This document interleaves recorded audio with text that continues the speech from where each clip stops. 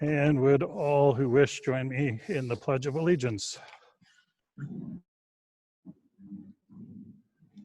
I pledge allegiance to the flag of the United States of America and to the republic for which it stands, one nation, under God, indivisible, with liberty and justice for all.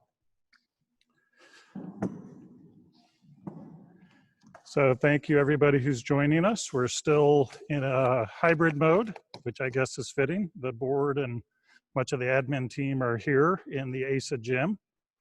And you can see there's lots of things going on: hand sanitizers, window fans, moving furniture. We're all socially distanced, but there's not enough room to get the entire audience in legally. So we have gone ahead and we're doing a hybrid mode.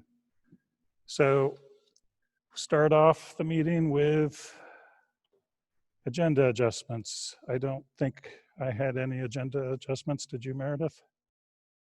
I guess we've dropped 7E, but we don't need to vote to do that. Yes, that's the only one. Okay. We'll go ahead and move ahead with the minutes. So the first minutes are June 16th, 2020. I would make a motion to approve the minutes for June 16th, 2020 as presented. Is there a second? Second.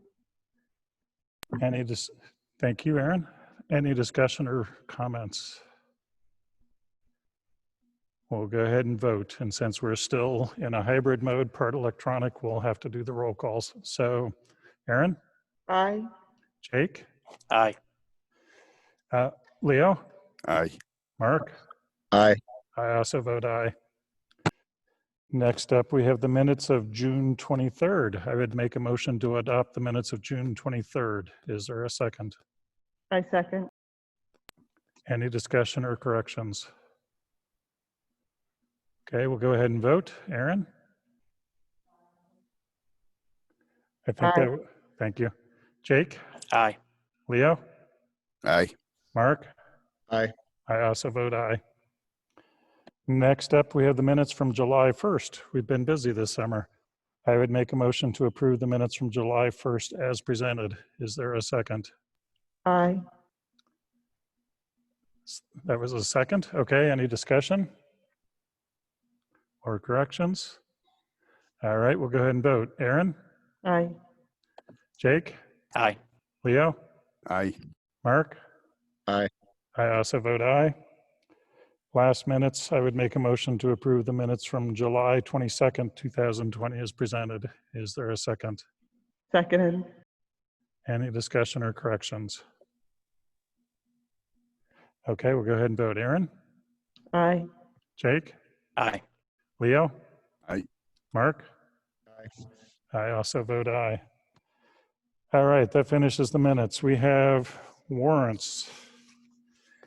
I would make a motion to approve main purse for July, payroll number 3, bond number 18, regular warrant 26C, regular warrant 3CI, and regular warrant 3.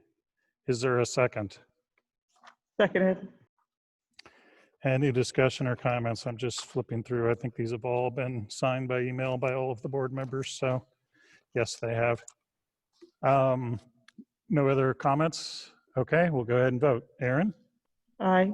Jake? Aye. Leo? Aye. Mark? Aye. I also vote aye. That takes us to public comment.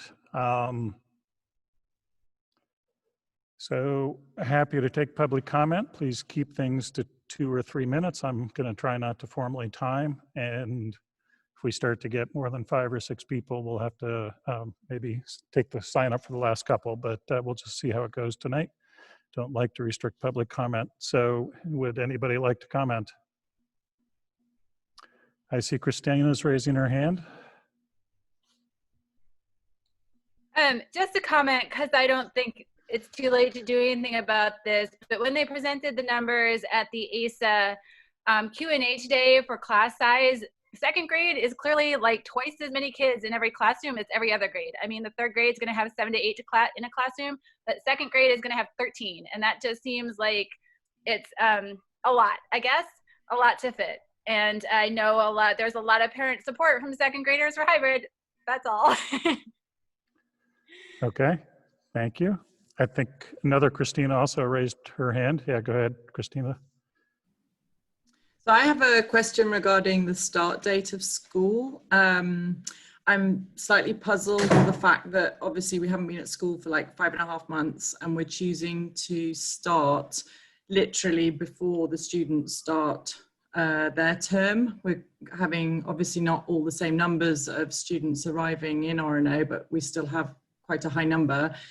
And their testing, most of the testing for that will take place on the 24th until the 30th. If we waited literally not even a whole week, then we would have a really clear understanding of what the situation is in RNO.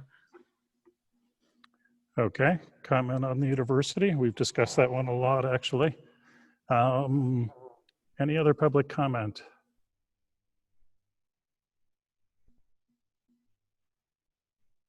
Seeing no other public comment, we'll go ahead and move on to acknowledgements. Aaron, anything? It's the middle of the summer, so there may not be many, but anything you want to add, Aaron? I just wanted to thank all the staff that started to come back this week. Mark? I have nothing tonight, thank you. Leo? Yeah, this has already been acknowledged, but I did have a community member reach out to me who had been the recipient of one of those gift cards and was pretty thrilled with it and wanted to make sure that it was passed on to those, which Cami Carter, there's a whole group obviously that was behind that, but that was, I wanted to pass that on, and it was, I think, very well received, obviously. So just a great effort by all involved, and much appreciated. Great. The gift cards, you guys know what I'm talking about, obviously, correct? Yeah, I do. Jake, anything from you? Nothing at this time. Okay, I would just, I know they're paid to work all summer, but I'm pretty sure the administrators have been working a lot more hours than they're paid for this summer. This has been a very, very intense summer. So I appreciate, and that extends to the superintendent's team. Brent in particular has been working a crazy amount as well, as has Ben. So I would just like to thank the admin and central office team for the extra hours they put in this summer. Anything you would add, Meredith? I don't think so. Okay. So we'll move right into discussion items. 3 different points on school reopening plans. You want to start off with the update, Meredith? Sure. So I included in your folders that you received last Friday several items, but before we dive into those, I just gave you an update on the enrollment numbers. I think the last time we talked, we didn't have the final survey counts. The staff has been tracking down data from families that we had to call and find out what their plans were for fall. So you can see here that, we have, I think most of actually the survey return column, if you'll ignore that column, over in for ASA, all the numbers are reported there. It's a little hard to track because of the full in-person and hybrid combo, but these numbers accurately reflect the class sizes. So you can see that, for example, in kindergarten, the class size will be right around 11. In first grade, it'll be around 11, as was mentioned, public comment. The second grade is 13. And then when we switch to hybrid, that's 50% of attending at any one time. So those numbers are lower as a result of being hybrid. But if you look at those class sizes, like for third grade, they would be up at 15, which is just over our threshold for that room at 6 foot spacing. So most of our rooms there accommodate 13, 14 is the range at 6 foot spacing. So Hey, Meredith, can I interrupt? Sorry. Sorry. Where are you looking? I'm sorry, you're said you not gave here, us Leo. this. I said I handed that Oh. out. So Okay, gotcha. I'm going to have Scanning the a hard time folder. multitasking No to worries. share that with you. I just was scanning the folder and Yeah, didn't see it. sorry. So you can see down then through middle school, 6th grade is their full in person. That's the 32 there. And then over on the remote numbers for 7th and 8th, 31 in 7th grade, 48 in 8th grade. And then you can see the high school numbers there, although high school numbers and class sizes are not an easy line to draw between the numbers you see there and actual class sizes. I think Reg and his team are still kind of finalizing that somewhat. So I just wanted you to have this update and kind of know where the numbers lie at this time. Could you send that electronically as well? I will. Thanks. Do you have any questions about this document? So also, kind of going to the materials I shared with you, you saw the symptom check document, and that is, I also gave you a hard copy of that, but it's in the folder as well, and mentioned kind of the work on that is ongoing as we get new guidance, and you know, as that comes, we kind of reference it against our tool that we've developed to make sure it still works with the evolving DOE and CDC guidance. We feel like the symptom check tool does. The schools have integrated the symptom check document into the student handbook addendum. So like I know the middle school principal sent a link to that handbook out in the Crimson Chronicle yesterday. Families, you know, I think are getting a hard copy of it in the mail, right, Richard? So those handbooks, we created kind of the district version, which is what I shared with you, and then the schools are just adding some school specific elements, and that's how this information is getting out to families.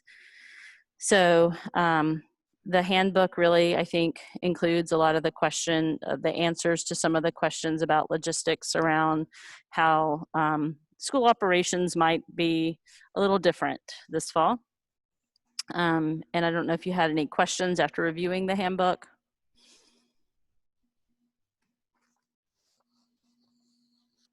No questions, just I was impressed. I know you put together staff handbooks too, so that was a lot of work this summer. Yeah, they were, you know, MSMA provided us with a template, but then we took that and did some pretty significant modification for our own district needs. And so that handbook, I think families will find really useful. In that handbook is where we've kind of put into print for the first time our plan for if we have a positive case in our school community. We've talked about this several times, that there's just not guidance yet on, or definitive guidance on that from the state. And I think as a team and certainly the feedback we hear from our staff is that, you know, people really want to know what the response will be. And I think our school community, it's a fair question to ask, and we need to have an answer for that. So until we get anything definitive from the state, our frame that we are putting forward is that if we have a confirmed case of COVID in the school community, we will have a 2-day closure to clean and contact trace in that school. I think we are taking significant effort to not have cross-school staff. And those of us who do work across the district are taking extra precaution when we go from school to school. So we think a school-specific closure is kind of the right approach. But all of this is just going to be dependent on the situation. And again, if we get different guidance from the state as things get more, I guess, concrete around that from their guidance, they've said for about a month now that information will be forthcoming. And I think we're all just feeling a little impatient, wanting to have something to start the school year with. So that's what we're putting forward as our frame as we start the year. Meredith, could you explain to us a little bit how the determination or the decision was made to go with the 2 days?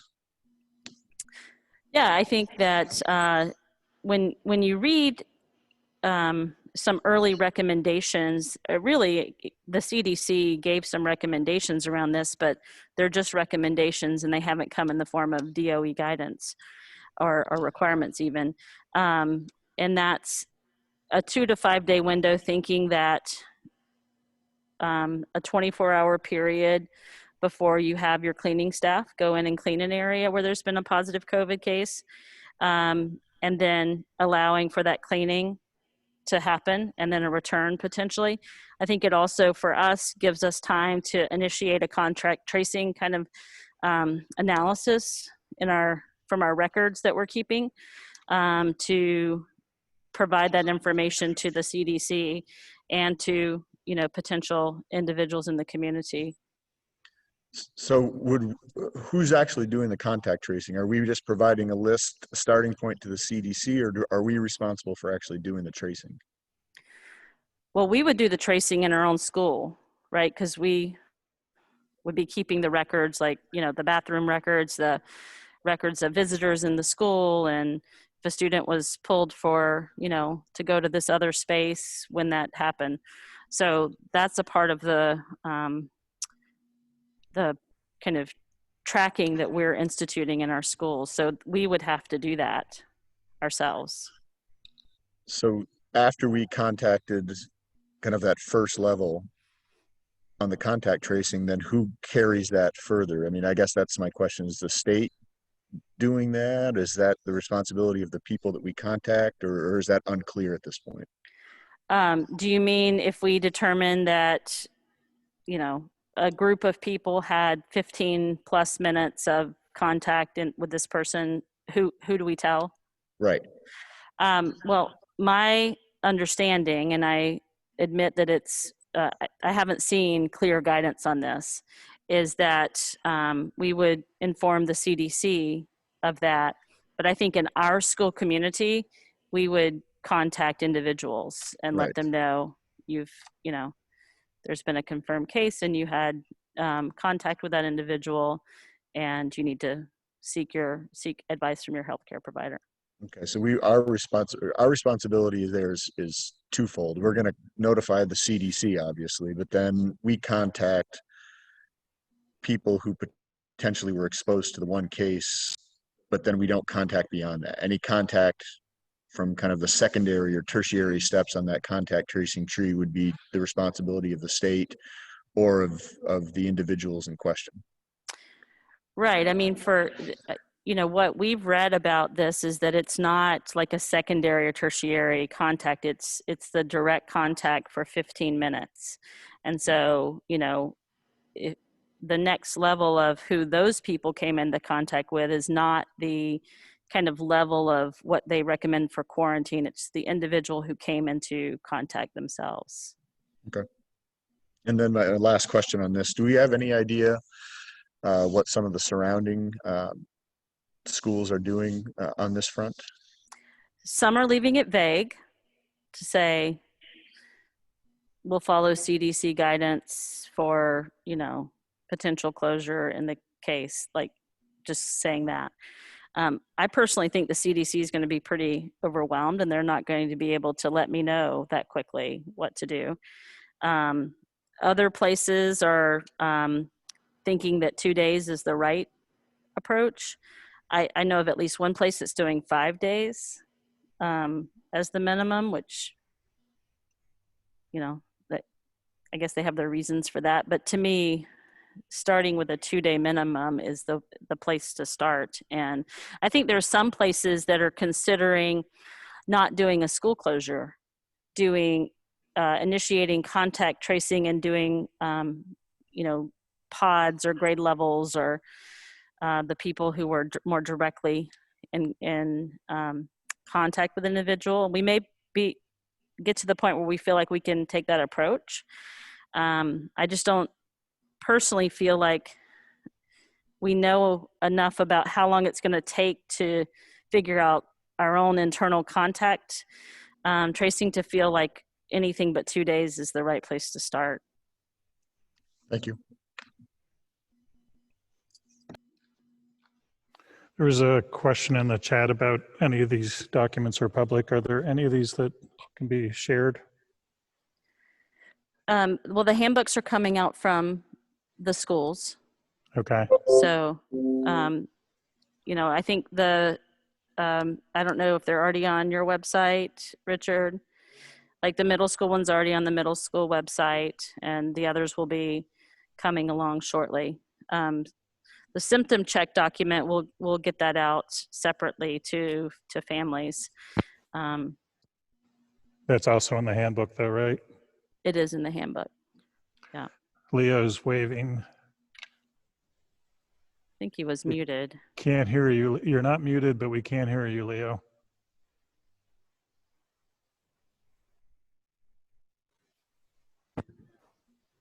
You're really quiet.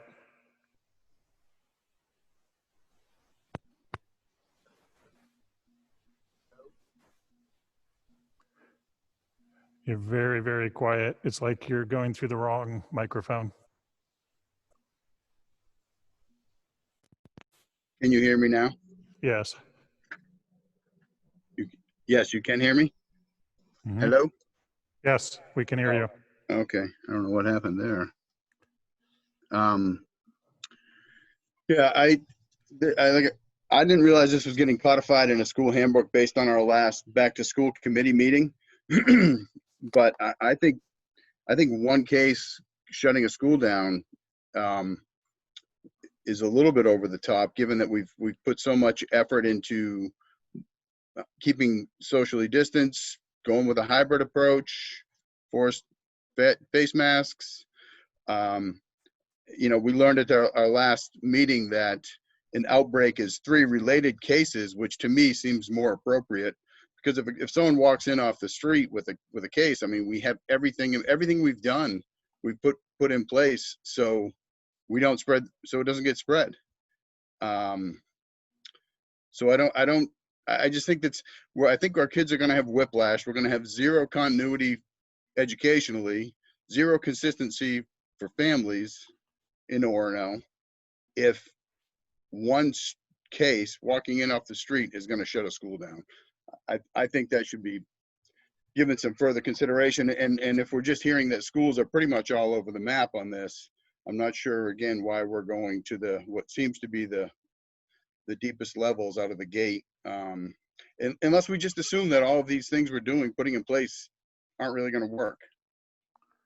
Well, I think there's 2 reasons I like the 2-day. One is just comfort, right? It's our job to inspire comfort for our staff and our parents and our students. And I just remember some pretty crazy thinking and behavior when there was a rumor that somebody might possibly, have COVID back in February or March. There were a lot of people talking about pulling their kids from the schools. And I just think a 2-day reset to let us figure out what the facts on the ground are and to communicate those facts on the ground clearly is kind of a bare minimum hurdle for people to feel comfortable that we're actually on top of things and know what's going on. The other reason is, as Meredith said, the CDC is the official contact tracer, but we're on the ground closer and faster. So I think we're going to be doing that. And we don't have any idea how long that takes. Nobody in this room, nobody on this Zoom, nobody in this school has ever done that in their entire lives. I mean, occasionally the physician, my kid was the last kid that had an infectious disease that was notifiable and there was no contact tracing. So it's been at least decades since we've done contact tracing in the schools and we have no idea how long it takes.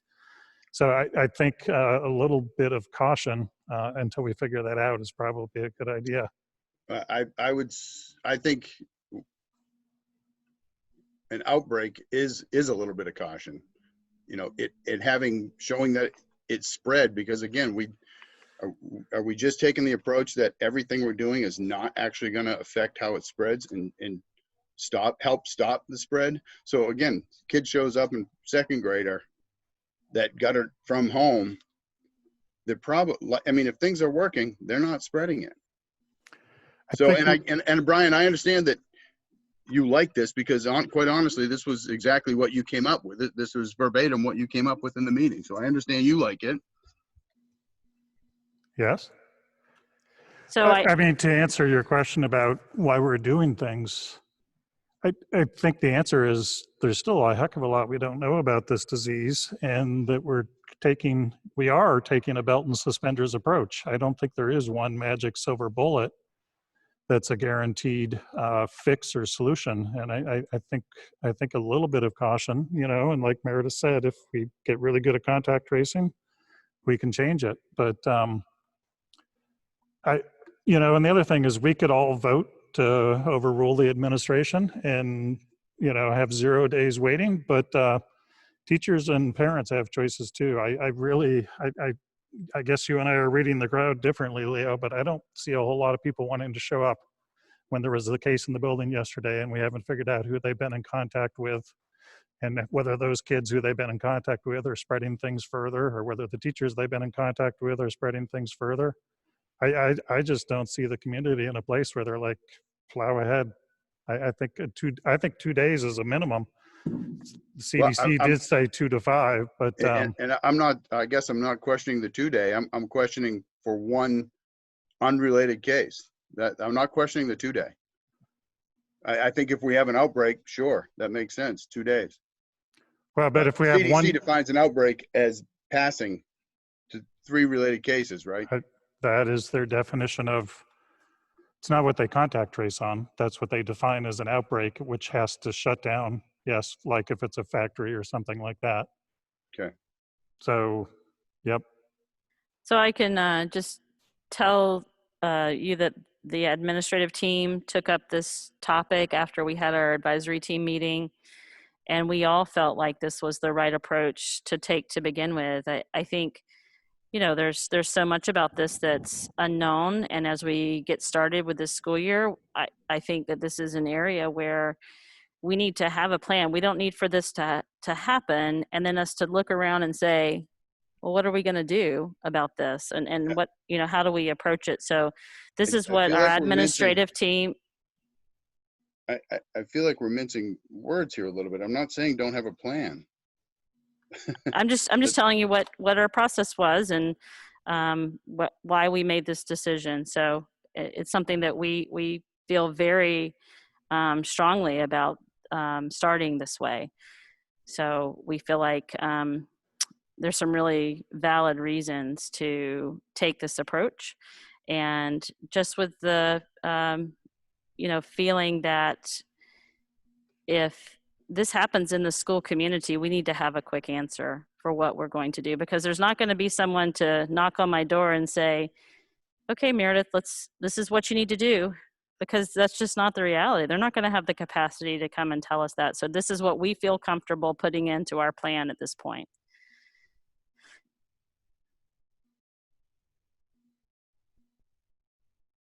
So Meredith, you said that right now there hasn't been anything coming from the DOE, but you said the CDC, and I assume that's the main CDC, has issued guidance of 2 to 5 days for one positive case. Is that correct?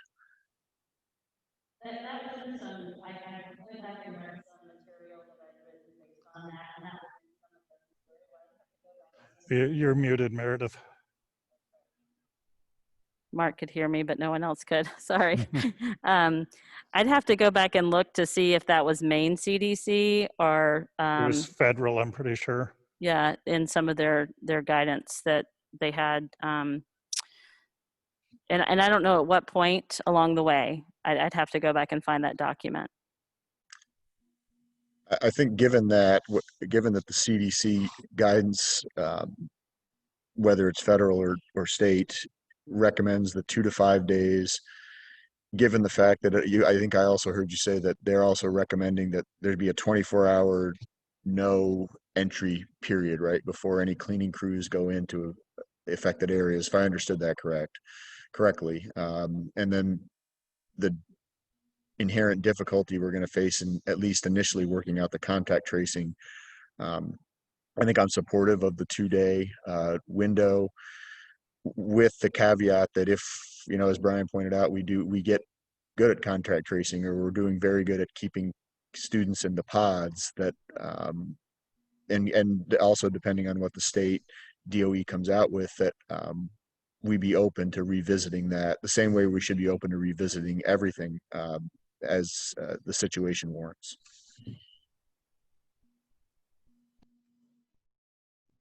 Yeah, I would say I feel like this is the bare minimum that I would feel comfortable with.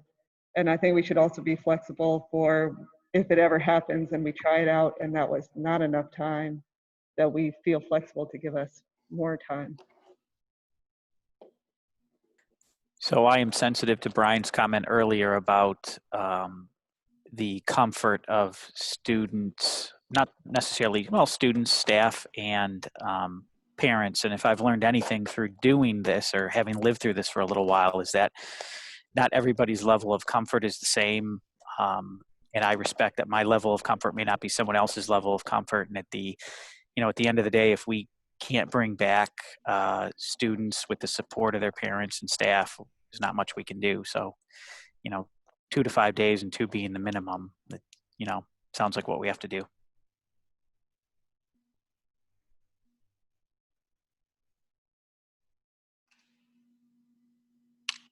So I was going to move on to the next update I wanted to give you is on the core instructional framework. And we developed this really after, thinking through what the frame that we wanted to share with staff as they are designing their either hybrid courses or curriculum, or full in-person or full remote, to give some overarching guidance and a frame that would be used. And so I want to ask Meredith D. to kind of walk through this document with you. Thank you, Meredith. So in thinking about our core instructional practices for this fall, we rooted ourselves in a handful of guiding beliefs. And one of those guiding beliefs is that we are all in a place of beginner mind at this point. We have a legion of experienced educators who have never had to teach in these circumstances before. And so we are couching this framework through the lens of acknowledging that we will revisit and revise and reflect as the year progresses and as conditions change, so that we are able to adapt this framework in order to continue to best serve the students of Orono. We have felt, I think, a degree of pride in the regional reflection on Orono's hybrid or remote learning in the spring, in the way that it sustained connection between students and school staff. And so one of our guiding beliefs is the elevation of the importance of this connection, and wanting to establish a framework that continues to elevate that connection and supports it across the district. And then finally, our third guiding belief for this framework is that regardless of the circumstance, regardless of the instructional mode, Orono students deserve an education that prioritizes excellence, engagement, and rigor. And so we are holding those three at the core of the instructional practices reflected across these different instructional models. So that being said, we have discrete core practices identified for hybrid instruction, fully remote instruction, and then full in-person instruction. And we, in the interest of keeping students connected to each other and to school staff, expect that all students will receive meaningful synchronous interaction every day. For students who are fully in person, right, that's obvious, but for students who are hybrid and for students who are fully remote, we will support teachers in age-appropriate durations of live interaction with teachers. And that could mean at the high school level, live streaming class for students at home with students in the room. For younger kiddos, kindergarten, first grade, second grade, students who are fully remote, and then students who are in third and through fifth grade, hybrid, potentially one-on-one interaction with teachers, small group interaction, or a similar live streaming of lessons. So we are going to offer teachers support across those grade levels and instructional models in an effort to cultivate a district instinct for best practice. In keeping with our emphasis on excellent engagement and rigor, we are returning to longstanding grading practices. We are emphasizing for hybrid students the best practice assessments in the building in person that were much more difficult to do under remote conditions in the spring.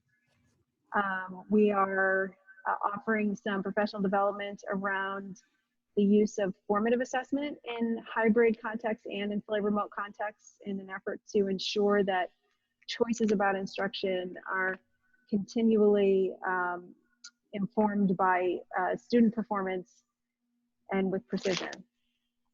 We are trying to streamline our delivery of instruction for two reasons. One, to make it easier for parents and students. So for our students from kindergarten through second grade, all teachers will be using Seesaw as the platform, and then for students third grade and above, this will all be managed via Google Classroom. And this is true even for students who are in person full time. And the reason for that is a need for agility and adaptability in this context where we don't know how long we're going to be able to hold any of these models for, because of the way in which they hinge so directly on world circumstance and regional circumstance. So in grades K to 2, for example, teachers will be maintaining their Seesaw online presence and working with kids to understand how it works and communicating with parents using that platform, so that should the need for fully remote instruction reemerge, we can make that transition quickly and without sacrificing some of the elements of teaching and learning that are so important. Each district is working on its own to identify its own attendance practices that, again, will emphasize wherever possible attendance during real-time interaction. And I don't want to leave out the significant role that we anticipate the newly reinvigorated tech committee playing in this. Over the course of the past couple of months, a number of teachers and Jason Burgess, the new tech director, have joined me in charting a path forward that both addresses the really immediate circumstance of a need for tech facility with teachers and students, but also takes a wider view and aspires to both charting a vertical and cross-disciplinary vision for the use of technology in education in RSU 26, but also with really meaningful and building-based collaborative resources that render it such that when a teacher has a tech question, they know who they can approach, they know what resources are available to them. We'll have district-wide drive that is shared between teachers that offers a static version of that, but we will also have ongoing professional development to support these modalities, not in a way that places technology at the center of students' education, but in a way that makes the relationship between technology and content purposeful and intentional and evolutionary over time. So for our fully remote students, we have practices that are very similar to that expected for hybrid instruction. Assessment will be a bigger challenge because of the inability to assess students in person, but that is something that teachers from grades 6 to 12 will, or grades 6 to 12 will work on with their remote students fully embedded in their classes. And then our students at ASA will have teachers dedicated to meeting the needs specifically of fully remote students.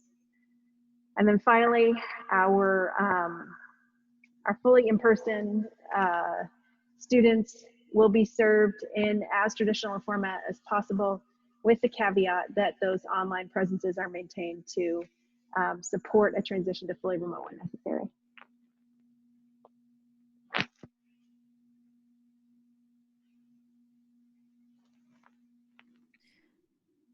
So this framework was shared with staff last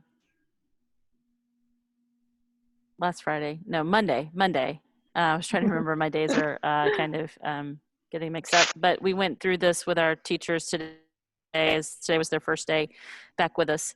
And so this is the framework that we've asked them to use as they're beginning to plan. And I think they're having some really great, asking great questions about some of the logistics of how this is going to work. And the next few days really will be spent working on, developing some of the, not just the curriculum, but also the use of some of the tools, like practicing with some webcams and thinking through some protocols for, the use of some of the platforms and how they're going to try to standardize some things so that there's some consistency across grade levels, across classes, with some of the basic elements of the instructional planning.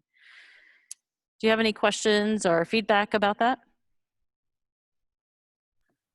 I don't have any questions, but I would want to acknowledge the emphasis that's been put on in-person interaction, synchronous interaction for students, both amongst themselves and with their teachers and other school staff, which I think is absolutely critical. And I think this plan, going through it kind of on the fly, right, because we just got it, but it seems to me that is front and center at all levels, at both the obviously in-person, but the hybrid and the fully remote. So I think it's great. I think it's a great plan. I think if we can pull that off, we're gonna be in about as good a spot as we can be given the circumstances. So thank you for all the work that went into that, and I hope that we can actually do it. It would be great.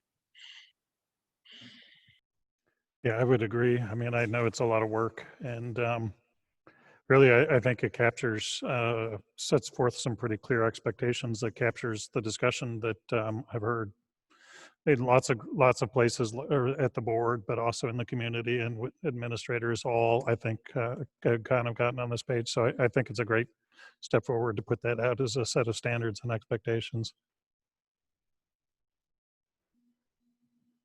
Anything else on the core instructional practices?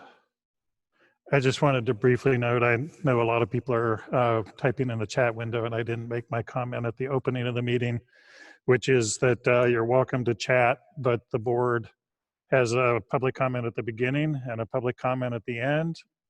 And, we really cannot keep up with the chat. It flies by pretty quickly. And when we did a question and answer session with the community, it took two of us, Meredith and I, full time trying to read the chat window to keep up with the questions. And I think we still miss questions. So I don't want anybody to feel like we're ignoring the chat. It's just, you're welcome to use it, but it's not something. The only time the board can talk to each other is a public meeting because of open meeting law, which is as it should be, but it means we actually do have to focus on business while we're here. Bookended by public comment at the opening and the closing, and our email addresses, and for that matter, our phone numbers are on the website. So I think all of us are happy to have more detailed conversation other places and times too. So I didn't want anybody to feel left out about that. Yeah, just to kind of put a cap on the core instructional framework, I would say it really was challenging to figure out how to set a framework that worked for, pre-K to 12, all these different content areas, which really have different, sometimes instructional strategies and approaches. But I think obviously the much harder task is implementing this framework, right? So that's what really the challenge is before us. And I think that our teachers recognize that it's going to be a challenge, but I've also just, I hope they know that from my perspective, I can say this is going to be a learning curve for all of us, and it's going to be a growth curve. The idea of using even like a webcam for synchronous instruction has all of these, different nuances that are completely different than the way, students interact with their teacher and interact with their classmates. And so it's just going to be very different. But I think it will be something that teachers will grow in kind of how they incorporate synchronous elements and how they incorporate kind of live stream versus kind of small group synchronous opportunities, especially under hybrid and even under, full remote. So I think it's going, I look forward to seeing how, across our schools this looks. And I think, our staff is up to the challenge, but I just want to acknowledge what a challenge it's going to be. So, putting together the framework was, while it didn't seem easy, it was the easy part. So now the hard part's in front of us. So are we ready to move on? Anything else on planning? I just want to ask if the principals or Meredith or Lisa, anything else on planning that is of note? Okay, I'm seeing nodding no heads. So, okay, we'll move to the next item. I actually just asked a question, Meredith, and maybe this has been addressed at some of the school-wide meetings. I know that I got through most of Richard's, but had to leave for some of it, and then for the one that Kristen did today, I had an appointment, so I couldn't make that. But I've had a number of people ask what the first day of school is. Like, if their kids are in cohort 2, are they expected to participate remotely on what would normally be their first day or not? And if so, when do they get devices? So I think a lot of people have that question, so maybe this would be a good time to answer that. Sure, yeah. It's certainly not an easy answer this year to usually it's very easy. So the first day of school on our calendar is the 27th of August. And on that day, all pre-K to 2 students will attend. All 6th grade students will attend, and all 9th grade students will attend. For grades 3 through 5, 7 and 8, and 10 through 12, it depends on your cohort. So if you are in cohort B, you will attend those days. If you're in cohort A, there's not an expectation for attendance because you don't have your device until your first day of attendance. So that's the way it's rolling out. On your first day of attendance, when you get your device in these hybrid grades, that's your technical first day of class. So it's not an easy question to answer, but I think I captured it right. Would the principals correct me on anything there? I can just add in that at OMS, the first day in person, you'll get your device. We want that in kids' hands because we can't move forward unless they have their device. So that's our plan. And in fact, I did a little check-in today. Devices are ready and in classrooms as we speak. And students will get, the mailings are ready. They're going out first thing tomorrow morning. So they'll get their cohort placement, schedule, and other information. Yeah, so we're getting out laptops in the gym for the freshmen, actually for all 3 days. So all 9th graders will get theirs on Thursday, that first day, which is an orientation for them. Friday will be the rest of cohort B, the grades 10, 11, 12 that attend on Fridays. And then on Monday, which is a cohort A, the rest of grades 10, 11, 12, the full-time remote students, they can stop any of those 3 days because we'll be staffed in the gym handing out laptops throughout the day. So by Monday, the whatever that is, August 31st, we're hoping everybody has them. Yeah, So so in the that- thing I would correct to what I said is that on Thursday, the 27th, at the high school, only 9th grade attends. So if you're in cohort B and you're in 10th through 12th, your first day is Friday. So under that scenario, then the first day that students would be expected to be participating, all students expected to be participating, whether or not they're in-person, full-time, hybrid, or fully remote, would be Tuesday, the whatever that date is. Is that correct? I think it's Monday. Monday, the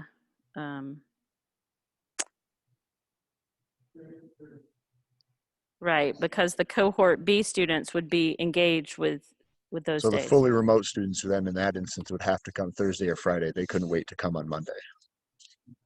I think, Reg, Yeah, I mean, we put it out that those are the 3 days that we're distributing laptops. So we've said that the full-time remote could come on Monday, but I'm hoping they come Thursday or Friday.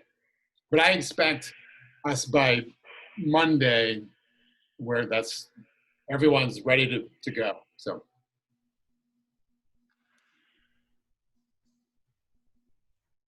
right, so full-time remote presumably could wait until Monday afternoon to come get their laptop. But, you know, we certainly, as Reg said, don't really want them to take that approach.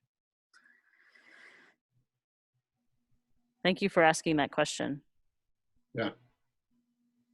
Any other topics on this, questions on this topic?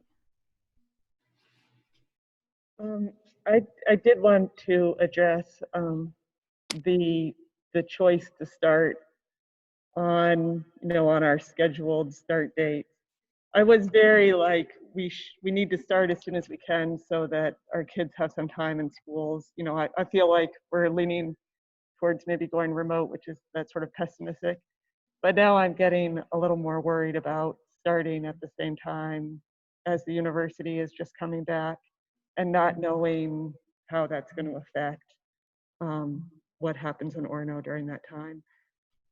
So I do have concerns about starting and maybe, putting out the option of delaying a little bit. I think we should at least have that thought. I mean, my thought on it is one of two things happens. The university comes back and it's a disaster and starts infecting the community. In which case it's probably going to take a few weeks to happen. And I think the fact that kids will have met their teachers in person is just absolutely gold. I think, even if we have to shut down after 2 weeks, having met your teacher in person is a really big deal. Trying to teach students remotely without ever having met them is, I just think that's a huge, huge thing to have gotten over. And then of course the other option is they come and I don't have deep faith myself in college student behavior, but UMaine has got a really robust testing plan, and 90% of the students are coming from the northeastern US where the COVID's not so bad. So it's not inconceivable that we end up in plan B and they come and, terrible things don't happen. And then that's 2 more weeks of instruction for the kids. So that's my own personal thinking. It's mostly that option A that scares me, that we could wait for the university and to find out that the university is a disaster and we will have not had a chance to get the kids in the schools to hand out laptops. Teachers will have not met the students, principals, right? Kids rising into ASA or OMS or OHS won't have met their principals. So I just feel like we have a couple week window where we know we're going to be fairly safe. It's going to take time to brew, and that I think the benefits for that are huge. That's my personal opinion. I think I was definitely feeling the same way with that we have this window and we're kind of in the clear. I think what's sort of thrown that off for me is this like Millinocket outbreak right now made me very nervous, because that was a group of 65 people together. Now, of course, they weren't taking the precautions that we were taking. And as Leo said, we're taking these precautions to slow down spread and hopefully eliminate spread. But that was the thing that kind of like made me feel especially nervous about keeping our start date and not seeing what actually happens before we start. Yeah, I tend to land where Brian does on that. I just think that having an opportunity to get established with your teacher, establish some foundation for a potential shift to remote learning.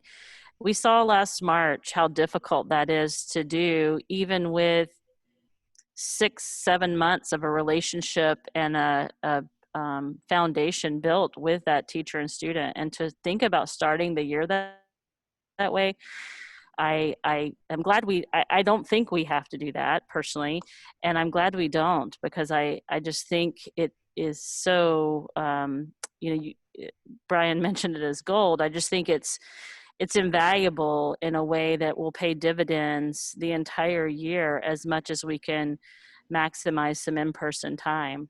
So I really feel like there's a window of opportunity now to have some time. And if we have to close for periods of time, we have some foundation established to do that.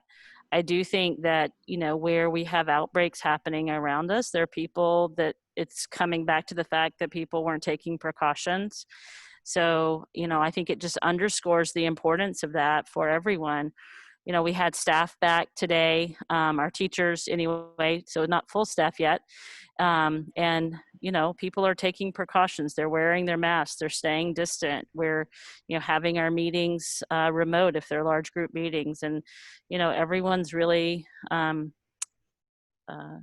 taking these precautions seriously. And I think that will be essential for us. So I understand the concern. I do. And I think it's a balance of deciding, does the benefit outweigh the potential risk? And I think it does, because I think it takes several weeks for that impact to become known in our community.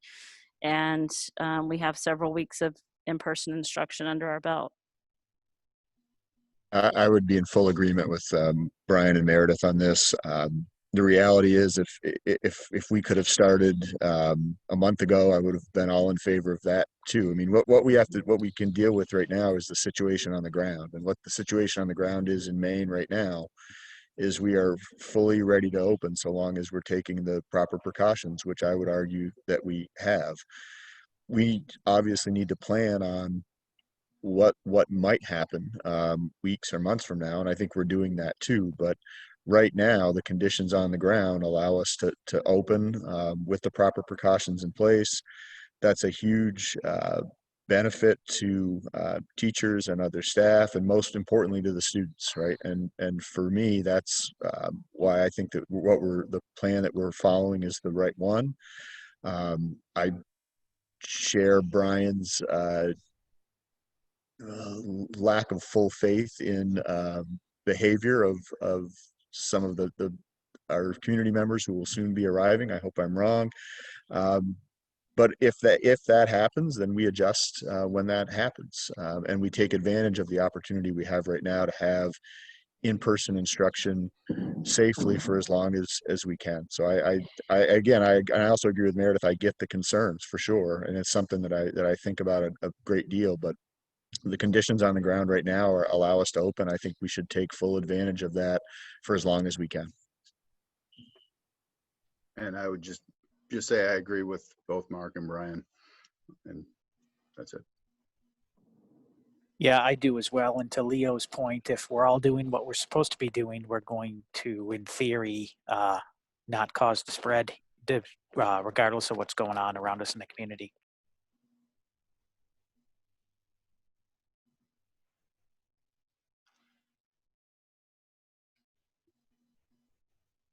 Any other questions or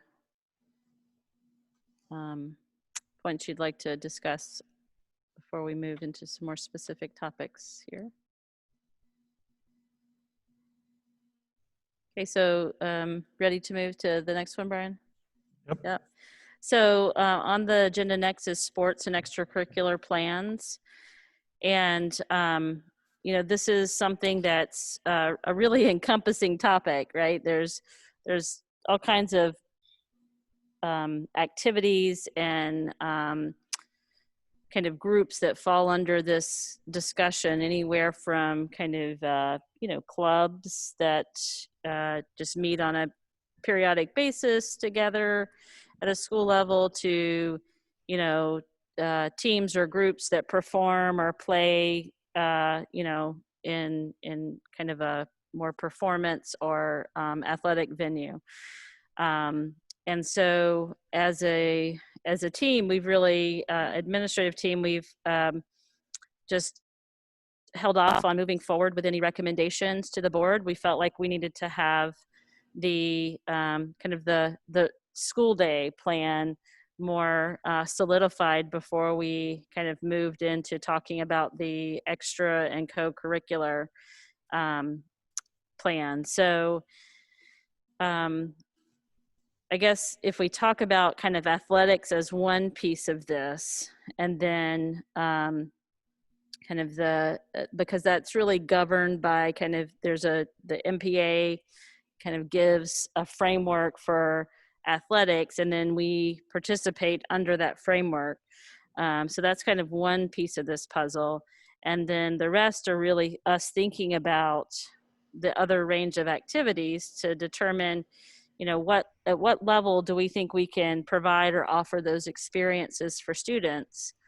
And then following from that, what then does that look like from, a staff and their stipend scenario? And so generally speaking, kind of the idea on this as a whole is that for not athletics, but for other types of extra and co-curricular groups, that I think a frame that we would like to take is to ask the sponsors, the people who lead those groups, to submit a plan to their principal for how they can move forward that group under the restrictions and under the guidelines that we have for the school day. And have them think about that and get that information into their principal, who would then review the plan and then make a recommendation to me for, which of those we can move forward at this time, and then we can bring those requests to the board. I feel like there are a number of our activities that we can hold, either, using virtual formats or in pods with kind of, using the socially distant pod approach in some of the groups. And then, there may be some that we might find more challenging and we might decide to put on hold for now. But I'd like to really put it in the staff's hands to begin with, to begin to think about what do we think we can do? And if following what we know to be the framework for our school day, how can we carry that into extracurriculars? So that's really, I think, what we want to recommend we do with that. And then with athletics, we have been one of a handful of schools in the area who have conducted the summer conditioning and have done so successfully. Credit really to everyone involved. And I just want to acknowledge Mike Archer, who's on the Zoom here with us, who has set this up in a way that has been very well organized, and the expectations were set and monitored and followed through, and his coaching team just did a great job with that. So we've led very, very successful, I think, conditioning program this summer. So now we're at a juncture of turning from conditioning to potentially beginning the lead up to fall sports. So fall sports would begin on Monday with some I guess I probably need to ask Mike to speak. I'm going to speak in generalities. Entry level work in their school teams, beginning to use some balls and equipment. Proceeding down that line to a delayed start to the season, a shortened season. MPA's put in some kind of different features this year at this point. So that was what had been in the plans. And then about a week ago, we received some updated guidance from the CDC that really kind of, for all districts and for us, made us really kind of wonder how this is going to work with athletics. And that's around the guidance they gave around physical education. That physical education, if we applied those same standards now to our conditioning, our students would have to be 14 feet apart if they were unmasked. And so thinking about contact sports and this physical education kind of requirement for our school day program of 14 feet if they're doing physical activity that's of a vigorous nature where you're breathing heavy and such without a mask. So Mike and Reg and I had a conversation about that. And I know that Maine School Management, the Superintendent Association, asked MPA to really kind of consider this guidance and how their framework was going to be responsive to this new guidance that we were having to consider in our school reopening planning. And so today it came out that they're considering that and they need more time, and they're going to do some further study and trying to get some answers to some questions they have, and more information will be coming. So that's kind of where we are. And, I think that in the end, it comes down to our district deciding what we're going to do or not going to do. MPA can set any kind of, plan they want for fall sports. I think as a district, each district has to decide what they're going to do around athletics. And I think our athletes need to, we need to tell students, and we need to let them know what our plans are. I think that number one, it's hard for me to imagine how we can do this, how we can have fall sports that are any kind of contact sport when we can't have students within 14 feet of one another, or even 6 feet of one another if they're masked when doing physical activity. Or, we require you to wear a mask and stay 6 feet in class, but you can go out on the field and, play, contact sports. So it's something that we're bringing to you to have some initial input from you. I think it's something that's a really, important decision for our school community. I'm guessing, like so many other topics, that people have opinions on the full spectrum of what we should do on this. I have no doubt about that. And I think it's something that we should have some initial discussion tonight and figure out where we go. And I guess I wanted to also ask Mike if he had anything to add to that, if that's okay. Well, first and foremost, just want to thank you and Reg and the board for having the faith in JP and Amy and I and the coaches and the kids to move forward with the program this summer. I applaud all their efforts and think it's been a very positive thing, not just physically, but just socially and emotionally for these kids and mentally. It's just been such a good thing to see their responses and how they've interacted with one another, and the seriousness in which they've taken this. It hasn't been perfect every night. And I think, in terms of walking in and walking out together from their pods is where we've had to remind them in regards to the distancing and the masking. But it's been a very positive thing, and we feel really good where we are right now. I think another thing to mention real quick is I think that there's a struggle between the MPA and the CDC in regards to the guidelines that we seem to be under through interscholastic sport are much more stringent than what the community youth sport guidelines are. And they're wondering why. They want answers to that question, and they're not getting them right now, which is really primarily the reason why the delay came today, is that they're not ready to make a decision on the fall sports until they get some answers on why those gaps are where they are. And so we're looking at, mid to next week probably to have that kind of, answer. So we are technically able to move into phase 4, which Meredith and Reg and I will have conversations about that.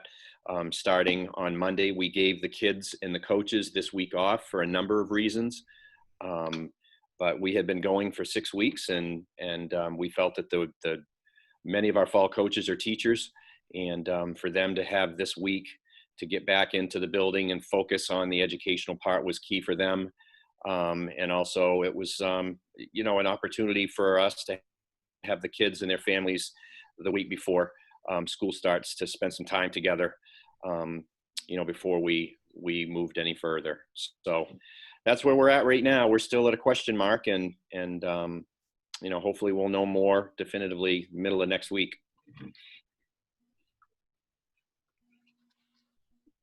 I would just point out also that Reg is on the sports medicine committee for the MPA. So he's been involved in a committee that's really principal in this work. So he may also be able to answer some questions certainly, but add other perspectives that he's heard on that group. So I want to open it up to the board for just some discussion.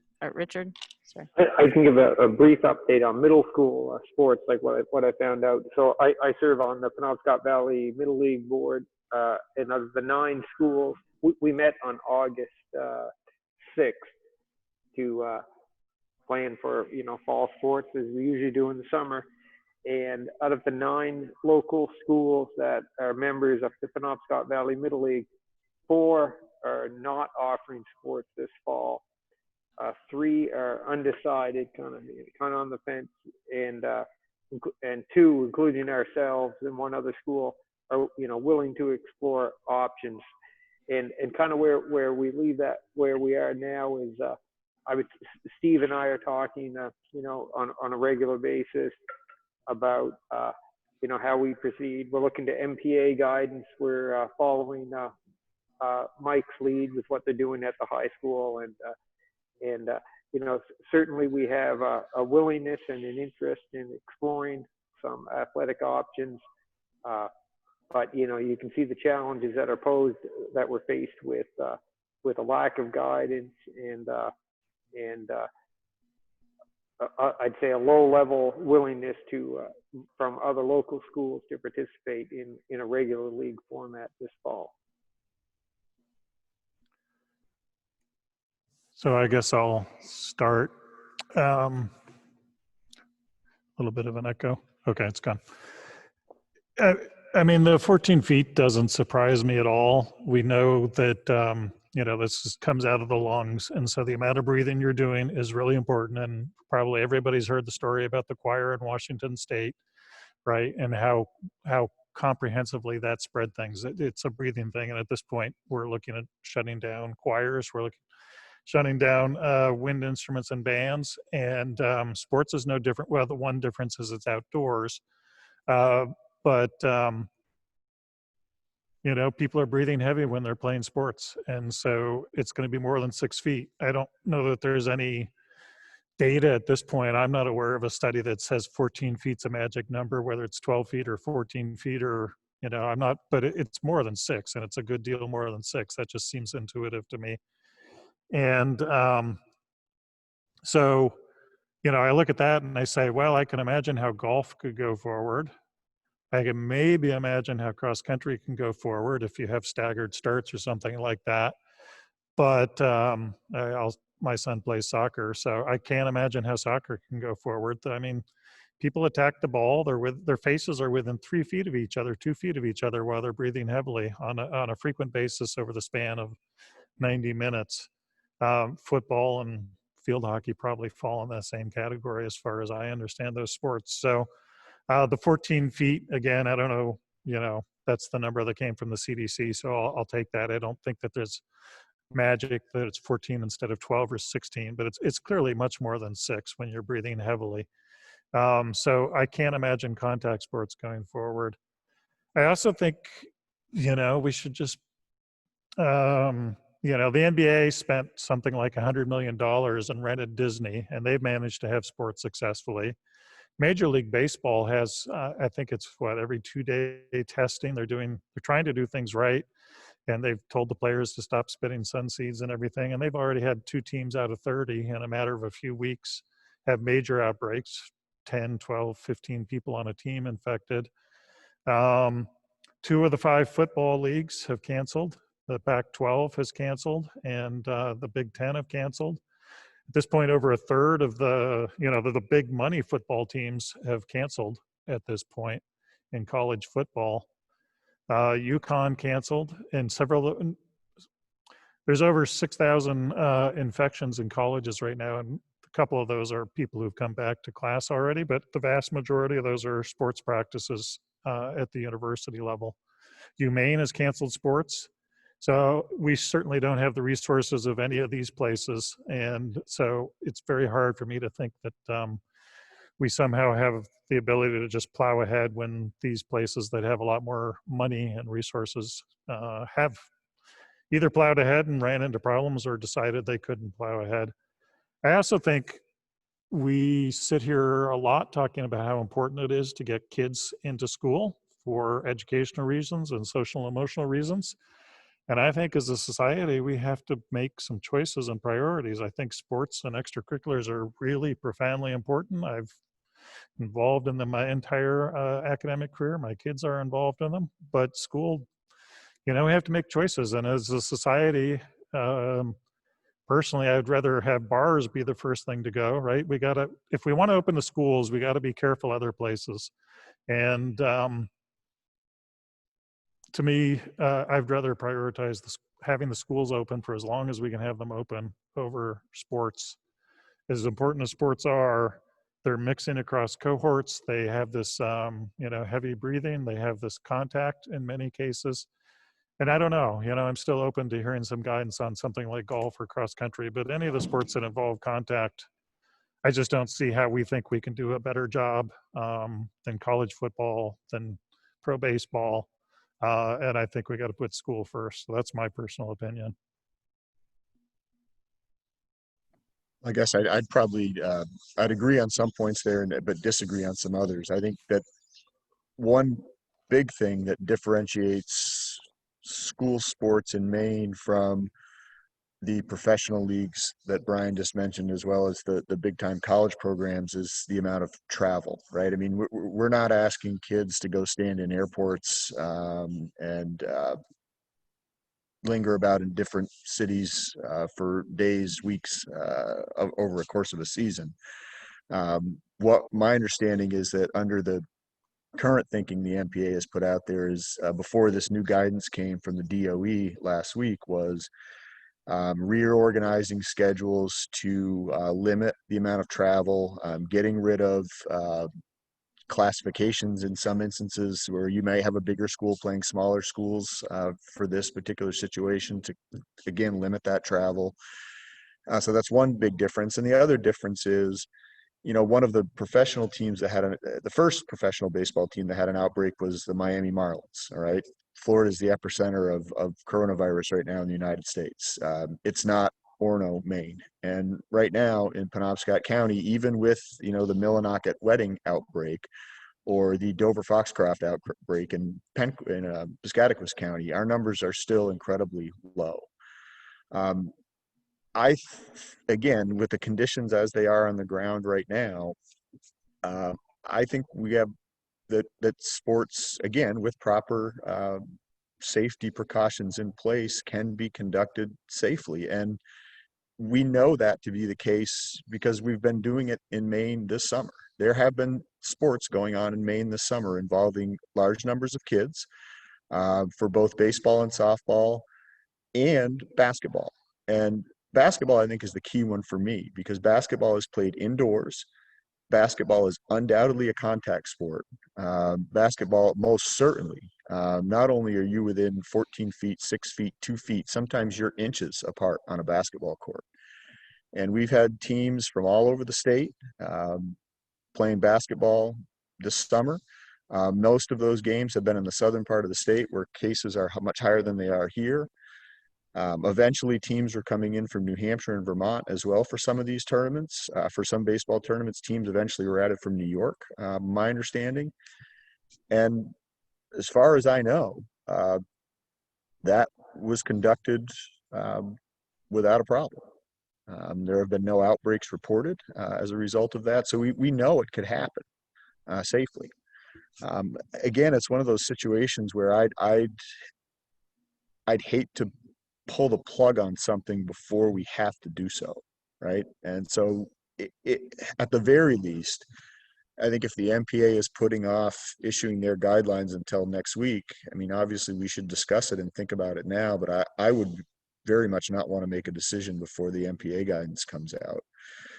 I guess the other thing I'd say is that in the event that the fall sports season proves to be undoable for whatever reason, I would strongly hope that the MPA and superintendents and principals and ADs across, whether it's the state, our region in particular, investigate every option for allowing all of the sports to go forward, whether it's a reorganized season.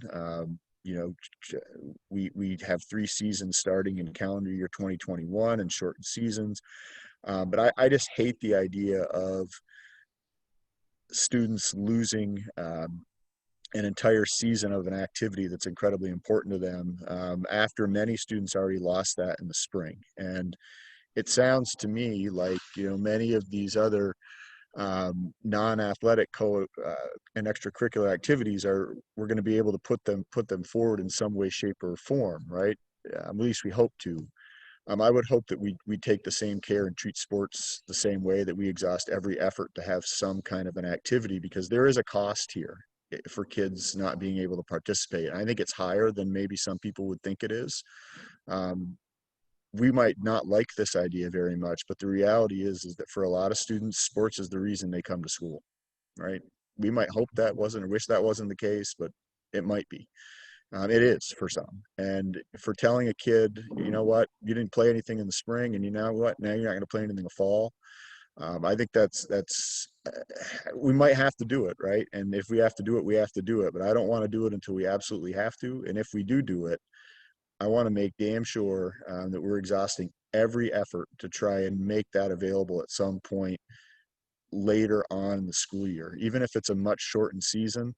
I hope that we do that. So that's, I guess, where I am on this.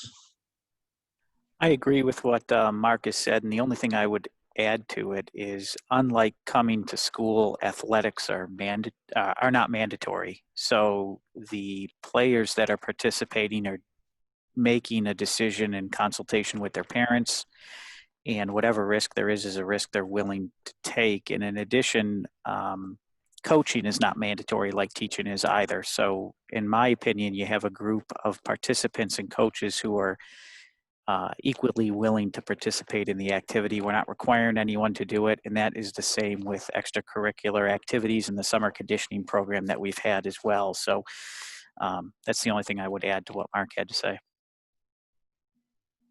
Yeah, and I'll just jump in that obviously, I say obviously because probably I'm pretty predictable at this point, but I would absolutely agree with everything Mark and Jake just said. I think they literally hit every point that I had down to hit on. I would add in, we just talked about a successful effort by all involved for conditioning, and I understand that's conditioning. We did have groups inside for some of that. And I think Mark hit on the fact that we've had travel leagues playing this summer in basketball. Basketball is the most, in my opinion, probably contact sport that's going to be played. Sweaty, all over each other contact. But again, the success that we've just had, I think, I think it would be unfortunate to turn around after doing what needed to be done, being successful at it, turn around and suggest that now we're not, now we're pulling the rug out from these students. The social emotional piece, Brian, to school, again, Mark hit on this as well, but every bit as much of that, I believe, students get that from team sports, from extra co-curricular activities. I think we absolutely have to do everything we can to make sure to give them a season if we can. So that's my take. I know I'm going to sound a little bit opposite of what I've been saying all night, but I do think that sports, as Mark said, it is the reason that some kids are coming to school, are involved. I don't know. I'm totally not really into playing maybe other towns and, farther away, but I think it would be nice if we could do intramurals or have some sort of, training, conditioning, so the kids can still, keep the sports, keep their skills. And I feel like they're going to be doing it anyway. And at least we would be doing it with some guidelines. Yeah, we've discussed what alternatives there might be should we decide that we can't move forward with, traditional fall sports. And, some people have been doing some thinking about that because we think we have done conditioning successfully. And conditioning, at a distance is, different than, I think, obviously the competition element of playing games and the contact potentially there. But I think taking the ideas from conditioning and trying to find activities that could be done to add that competition element that I think keeps kids engaged and wanting to come. I think, probably some kids came to conditioning with the carrot of, this is, there's going to be a team and we're going to have sports. And so to keep kids engaged with some kind of physical activity, should we not have fall sports? I think there's been some initial thinking, and that's something that we would want to explore and possibly use our coaches to do. The coaches, have been out there working and, earning those stipends that we haven't even approved them for yet. But if that could translate, if we don't have fall sports, into something different that they could then work to support. I mean, there are all kinds of ideas. One of the ideas that Mark kind of referenced was, there was an initial idea floated by another AD in the area of flipping season so that you could have maybe some lower contact sports in the fall and then see how conditions changed and maybe get to some of the contact sports later in the year. That kind of fell on deaf ears at the state level, right, Mike? I think the MPA just was not interested in that kind of idea. But yeah. I think I think they didn't want to look at that option initially before they exhausted other options. But I will say that Mike Burnham has kind of changed his view a little bit on that. He did mention that he referenced that a couple of times in today's meeting, in regards to maybe having some of those sports moved. I'm not certain that we could pull off baseball and softball at this point now. It's awfully late.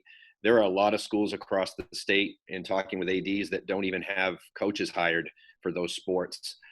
It'd be a stretch to try to flip the whole sports season with another one right now, but it's not unthinkable to think that you couldn't bring tennis into the fall. I think that's certainly a sport that could be doable. Golf, cross country is one that's got some pros and cons to it. So I think one of the elephants in the room, in talking with my AD colleagues, is that in the summertime, what's causing some hesitation is in the summertime, if there's an outbreak, there's nothing connected to that school related. If we have an outbreak now in regards to a sporting activity, that could impact the whole academic setting for a district. And that's, that potentially could be creating some apprehension, across the board. But, there's a lot of different ways to look at it. I think a lot of it has to do with what the rest of the area schools are going to do as well. I mean, you got to have a schedule to play, and I think Richard is having to deal with that right now and trying to develop, some type of continuity and some schedules at the middle school level with over half the league pulling out. So I just think it's a wait and see. I'd love to, if we can do it, I'd love to give it a try. That's the type of person that I am, and but I think we'll know more, next week.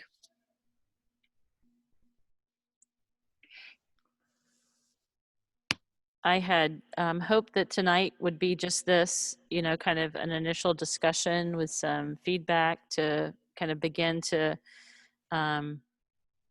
discuss, pros, cons, and to let the community know that we're kind of discussing this, thinking about it, because I think it's a pretty significant, decision around not just sports, but the type of activities that there's clear kind of in the guidance, there are limitations on what can be done there. I mean, we're talking a lot about sports, but if you think about some of our arts programs, that there's a lot there that mean a whole lot to some of our kids. And so some of those activities, they're going to, if they can occur, are going to look really different. So I don't think this is just thinking about sports. I think it's there are a number of activities that I think we're going to have to think about what they can look like in the fall. And again, I just come back to the fact that it's hard for me to think about how we can have to do all these measures during our school day, and then at 2:30 go out on the field and it's completely different. So I want to have sports. I love sports. My family loves sports. It pains me to think about us potentially not having sports. And, I don't think that this decision would be made lightly by anyone, but I think it's something that we really have to consider all sides of the issue. And I don't think we can consider, I think we have to consider kind of being consistent across areas of our school programming and not treat one group or one situation different than others. I mean, I like the idea of getting creative, right? Schools have changed drastically this year, and they may change more drastically if they go remote again. And so kind of in that consistency box, I don't see why performing arts or sports are any different, or how we could possibly justify not having them have to make significant adjustments. But I do think we can get creative. But for me, that social distancing with a mask, the entire school plan has been structured around that. And I have a really hard time seeing how I could let go of that for sports. But that rules out, that rules out some things, but it doesn't rule out everything. So I think it's important to, somewhere on this wall is flexibility, I think, or maybe I'm down at ASA now. But anyway, thinking flexibly, I think we need to think flexibly. It's one of the social emotional learning at one of the schools. And I think we need to think flexibly about sports. I don't think we're going to pull off sports that look exactly like every other year. We're not pulling off school that looks exactly like every other year. I don't think we're going to pull off drama that looks exactly like every other year. So I think to me, the place to put energy is doing this creatively, keeping things local, right? Keeping things with social distancing, and you know, maybe the rules of some of the sports change too, right? Maybe you play soccer, but there's no attacking, pass only, right? Who knows? I don't know, but I think I would like to encourage thinking flexibly about how to make sports go forward, rather than just try and draw a line in the sand about sports are going to be different from schools and we're going to ignore 6 foot and social distancing because nobody in the state's gotten sick from it yet. You know, most of the college outbreaks on football teams, they haven't traveled yet either. It's been within the team. The 6 foot with Coming from across the country, Brian. They're not coming from within a community or within an hour radius. Those are No. athletes coming from across the entire country and in some cases internationally. So we do need to make sure we're clear on the differences. But the outbreaks, when 20 kids on a team get infected, that's from within the team. That's not 20 kids brought from somewhere else. True, but it's 20 That's- kids brought in from across the country, not somebody- from one town. It's somebody brought it in and it spread during football practice. True, but it's 20 kids coming from across the country, not from within one community. But it's spread by not having social distancing during football practice. I agree, but we need to make sure we're not comparing apples to oranges here. Or in their living arrangements, or, you know, or where it's spread. I mean, was it in Well- practice or was it because something else? I mean, I don't think we know that, quite honestly, Brian. Well, it's spread on football teams. I mean, I don't know why we're arguing about that. Right? I mean, Whether it happened in practice during the physical game or whether it happened in their living arrangements, that I guess, unless you know, I'm not aware of that. no, I don't know anybody who's traced that because they do share dorms, but I don't know. One of them seems like a more obvious suspect than the other. So, I mean, Mark, I'm big on, you know, you match the current level of the virus, but, you know, I'm also big on you don't just say, well, we don't have virus, so we forget the social distancing and masking rules. That's the only thing I've said is I think going forward, we need to think about sports with social. I think masks are probably not realistic for sports, but we need to think about social distancing for sports. I'm not disagreeing with that. But I do just want to make sure that we're being clear and accurate on the information we're putting out there and the comparisons we're making. And I also think it's important to bring up something that Mike mentioned in his comments, but we haven't really circled back to, is that, and the MPA is obviously asking this question, is why are school sports being treated differently than the youth community sports guidelines that have been put out by the Maine CDC? And I've went through those guidelines extensively. And under those guidelines, you certainly could, and groups are, carrying out these activities while following those guidelines. And what has been put out by the DOE for physical education, what we were sent late last week, is different than that. They're both state guidance. It's unclear to me why you would treat youth community sports different than school sports. And I'm glad that the MPA is asking that question, because that doesn't make any sense to me. So why would you treat sports differently than classrooms? Well, that's also a good question. I mean, we do right now have opportunities for kids to go outside at recess and be unmasked as long as they're following social distancing. I'm assuming that if they put their masks on, that they would then be allowed to be within the 3 feet of each other with the masks on that they have in the classroom, unless I'm wrong about that assumption. But if I am, that has the same benefit. It also has the benefit of being outside and not inside. I mean, I guess I'm not disagreeing with your concerns, and I do think that it's difficult under these guidelines to envision some fall sports going forward in the fall, which is why I hope that we seriously, as a community and as a state, consider looking at alternative season arrangements. But I do want to just make sure that we're being clear and fair in the comparisons we're making. Comparing an outbreak among the, whatever it was, either University of Oklahoma or Oklahoma State football team. It's all over different. Indiana. It's lots of places. Right, but there's a kid with permanent heart disease in Indiana because it's spread across the football team. Brian, I'm not disagreeing with you. I'm just saying that it is not entirely a fair comparison to compare a bunch of college football players who come from across the country to a bunch of high school athletes. It's just not a fair comparison. So I just want to make sure we're doing apples to apples and oranges to oranges. I agree. The source of infection is different. The spread of infection doesn't appear. I mean, how is a football practice with pads or whatever contact better than sitting in a church at Millinocket. Well, I don't know that I don't think it was sitting in the church that spread it in Millinocket. My Okay, understanding, it was the dancing at a party. reception. And what I know of wedding receptions, I don't know about ones you've been to, but ones I've been to, there's a lot more contact sports going on in a wedding reception there is at a high school athletic practice, and a lot less social distancing and following of norms. So I don't know that's a comparison I'd want to make. I think it's okay. All right, have you got what you want, Meredith? Yes, yes.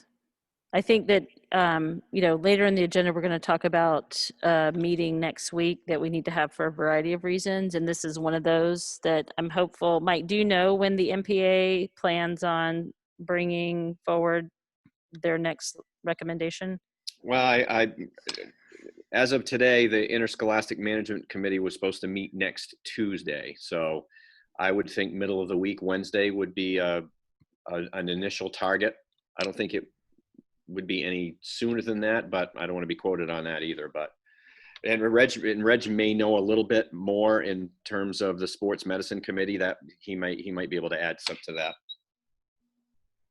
No, I would just say, when we met last week, the new guidelines around phys ed and outdoor activities had just come out. So what had been enthusiasm for the previous 2 or 3 weeks had become a pretty deflated atmosphere in the room. I mean, the virtual room. And so, but we did eventually get around to I think where where the management committee is now, which is just kind of challenging the interpretation of those guidelines for phys ed classes and whether or not they actually apply to sports, and whether those are intended just for during the school day.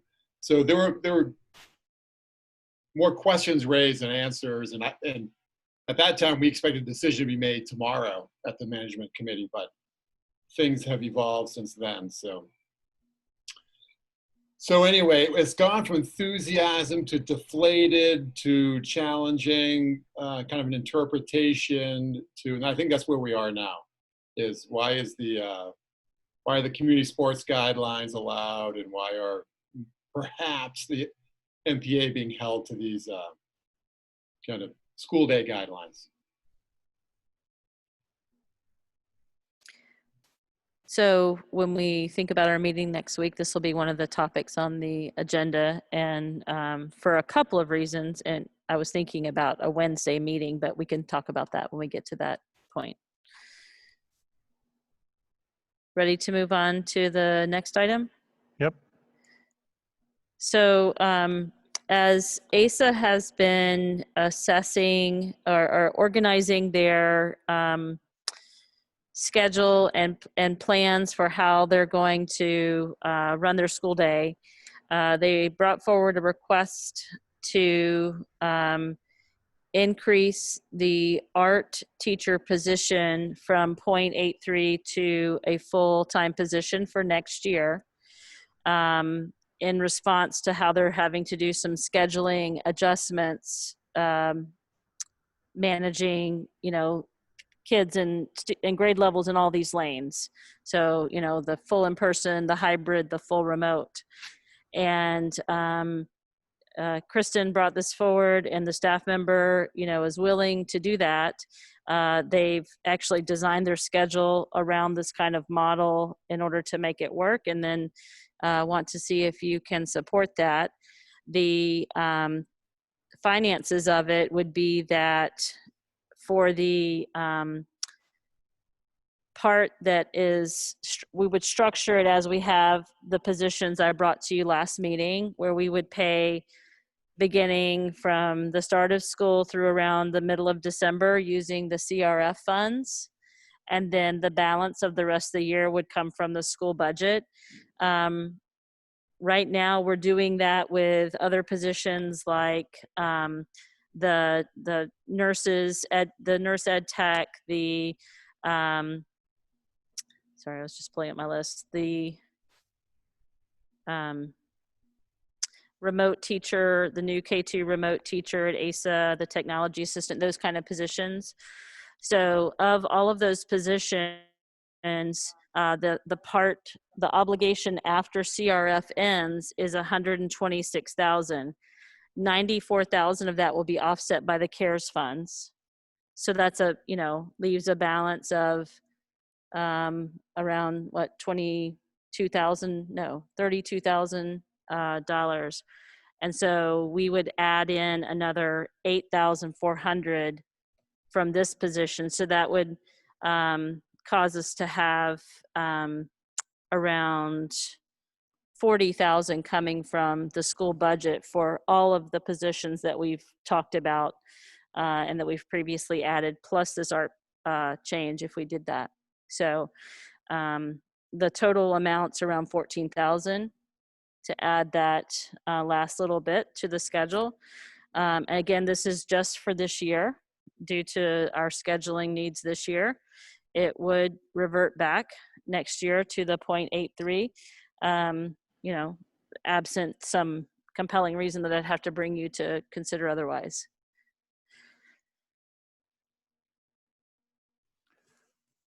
So I would make a motion to authorize for the coming school year only to extend the ASA arts position to a 1.0 FTE.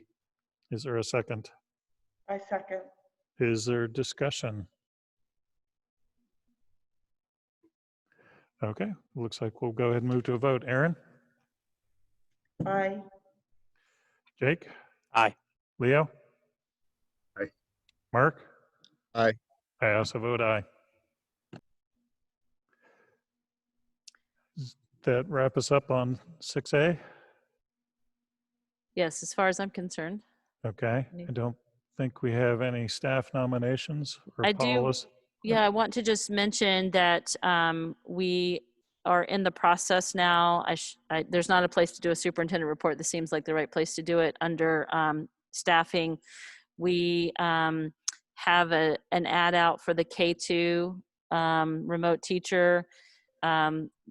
Interviews will be held tomorrow. And so next week, I would hopefully be able to bring you a recommendation for that.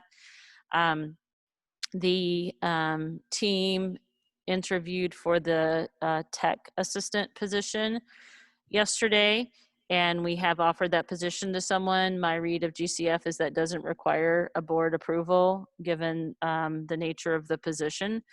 And so we have hired Melissa Barton for that role. Unfortunately, it opens up another vacancy in Lisa's realm, but she's got an ad out, hopefully can find some staff for that. And we're in the process of reviewing applicants for our permanent substitute positions and have made some selections for those. And I think ASA still has to do theirs. So those are moving forward. Additionally, we did make a decision on the nurse assistant as well. That individual was hired as of late last week. So getting all these positions filled. And the remote teacher is the one that I'll need to bring back to you because it is a board approval required for that one. Okay, no policies. Approval of school physician. You want to recommend? Yes, I, with much gratitude and appreciation, bring forward Dr. Diane Callan-Breen as our school physician for the upcoming year. She has graciously agreed to continue in the role. It's very kind of her, given how much we've been working here this summer. Yes. So I would certainly motion to approve Dr. Diane Callan-Breen as our school physician for the year. Is there a second? I second. Any discussion? She's been a huge help this summer as the committees have been working through the medical stuff and pulling papers for us and things. Looks like we're ready for a vote. Aaron? Aye. Jake? Leo? Aye. Mark? Yeah, aye, and I would echo Jake's point with many thanks for all the work she's putting in on this. So definitely aye. And I would also vote aye. Thank you, Diane. Next up, we have the approval of the emergency response plan. This is a confidential document. It deals with some topics like active shooters that we don't want to be public. The board has seen a copy of it. We can go into executive session if there's questions, but for starters, I would just motion to approve the emergency response plan for the school year 2020-2021 as presented. Is there a second? I second. Is there any discussion or any desire to go into executive session? Looks like we're ready for a vote. Aaron, Aye. Jake. That was an aye. Leo, Aye, and what happened to Jake? he was muted. His sound's off. I heard him, that's why I repeated it for the record. Mark, Aye. I also vote aye. It's good that we're in this place. There's been a lot of work the last 4 or 5 years on this plan, and a lot of feedback over time, and so it's nice that it's in a place where we're just voting to approve it for the next year. Okay, so 7E was dropped. 7F is, as you heard discussed already from Meredith, putting a board meeting for next week, and you were proposing Wednesday, the 24th.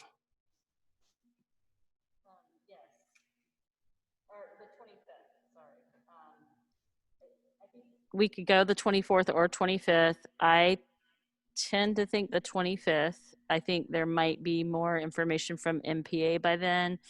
I also know that we've just last night gotten the draft agreement or the agreement from our work in negotiations, and the OEAs putting together a schedule to get that out to their members and have their vote on it. So if we hold our meeting on Wednesday, I think it would give just a little more breathing room for that process to happen as well.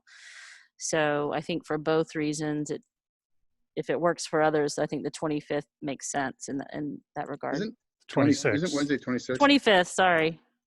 25th. 26th. Wednesday's the 26th. Ugh. 26th. I'm sorry. Thank you. 24th is Monday. Yep. Yes. Goodness. Does the 26th work for all the board members? 26 works for me. I do wonder if Meredith, you'd want to think about even pushing it to Thursday, recognizing that that's the first day of school and everybody's bandwidth might be fried at that point. But I can do either one of those days. Same. I can do 26th or 7th.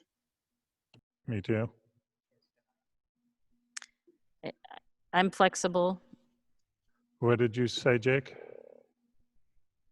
I said yes, can I can do either day. Okay, and Aaron? Yeah, I can be flexible. Hey, what day's the first day? I thought the 27th was freshmen, all freshmen. Yes, 27th is for the high school, all freshmen. I think I would rather do it the 25th. 6th? 26th, gosh, I don't know why that's in my brain. 26th, yes, thank you. That's fine. Okay, so I would make a motion to have a school board meeting next Wednesday, the 26th at 6 p.m. Is there a second? I second. Any discussion? Go ahead and vote. Aaron? Aye. Jake? Aye. Leo? Aye. Mark? Aye. I also vote aye. Okay. So we need to talk about parking. Okay. Oh, right. Yes. We didn't add that to the agenda, so. Yeah, so but we under do need a this board. item here. Yep. So we had, am I muted? No. We had a request for change order come to us from Bowman Construction regarding the back parking lot. In the plan, we had costed out a reclaim paving job, meaning that they were going to just take all of the gravel in the lot and use that to kind of do another top coat on that using it's more than just kind of an overlay, but it's not a full construction. When they looked at the material, and we're talking about the existing lot that's currently the contractor lay down the area. They are recommending that we consider an either full reconstruction or a full reconstruction using partial existing material. They feel like the full reconstruction is most advisable due to the existing material being of good quality, they said.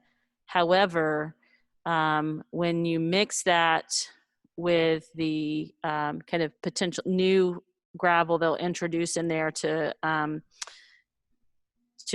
pave the whole area, redo the whole area, that there might be some different settling effects of mixing those materials. And so they offered us that option as well, but just offered it with that caveat that there's a slight concern about how those materials might mix and settle differently. The architect and the clerk of the works both have examined this information, and the clerk of the works has examined the material. They feel like this change order is something we should consider.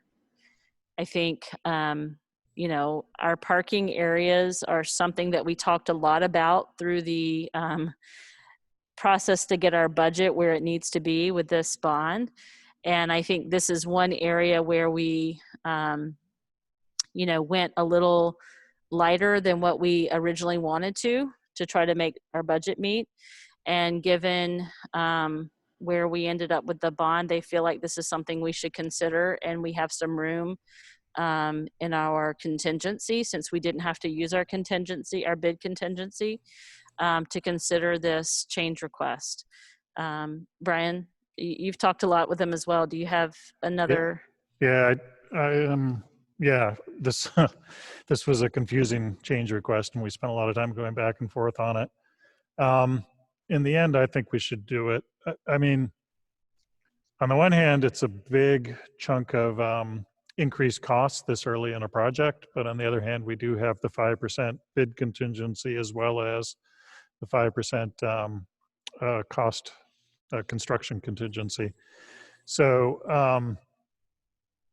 that said, this is weighing, if we don't spend the money here, we could spend the money on, who knows, there's a long list of other things that we could spend money on. It's construction money, it's gonna get spent on construction, but we could spend it elsewhere. But in the end, I just think a good principle of construction is once you have the walls open, you replace the wiring and the plumbing, because you don't know when you're gonna be back. And we certainly know that we do not maintain parking lots over the long haul very well. So I think we're here, it's ripped up open, and over half the cost is materials. So it's not like we're paying a huge amount of labor that's making the contractors rich. Let's just do the parking lot the best possible way so that it lasts for a long time. So that's my thought on it. Yeah, the other thing, when we went back and looked at some of our calculations we were using back when we were trying to narrow down our project, these numbers have come in significantly lower than what we thought they might be for this type of work. So it seems like something that's, to me, worth this amount of money at this point, whereas before it was really almost twice as much, really, as we were looking at the work. Of course, this just includes that one section, that the access road, which is probably one of the worst spots in the whole parking lot, is going to be redone, but it's next year or next summer, because they didn't want to do it now and then have the heavy trucks going over it, constantly in and out. So that will be done, but that's separate from this. That's in the budget in another way. So they really, sorry, go ahead. I wanted to ask if that road was part of that, and hearing that it's not,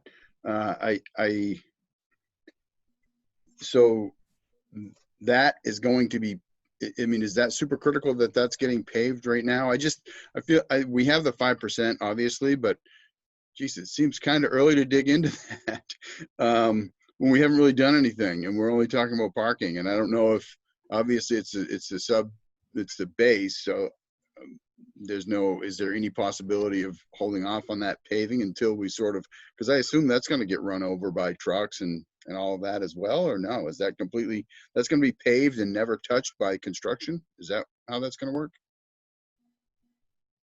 And No, and the other, I guess the other thing is, per their thing here is so that differential from frost movements due to dissimilar materials. Is there some sort of guarantee with that we won't have frost movement if we go with this extra route, or is there any sort of guarantee? I'm pretty sure they're not going to guarantee whether or not we're going to have frost movement for any job like that. But Okay. from what I understand, the decision for this now is a question of what they do with the gravel that's out there. They're not going to actually do the paving yet, but they need to do the prep work in, one of two ways. And so that's kind of the reason that we're having to contemplate this decision right now. Is that how you understand it, Brian? It is. I think the plan is to put down what they call a binder coat. I don't know how thick that is, but just a little bit of asphalt this year, just to keep the gravel from eroding and running away. And then they're going to put down the full thickness next year. But once the binder coat's down, right, the subsurface is locked in. Yeah. So we got to decide about the subsurface.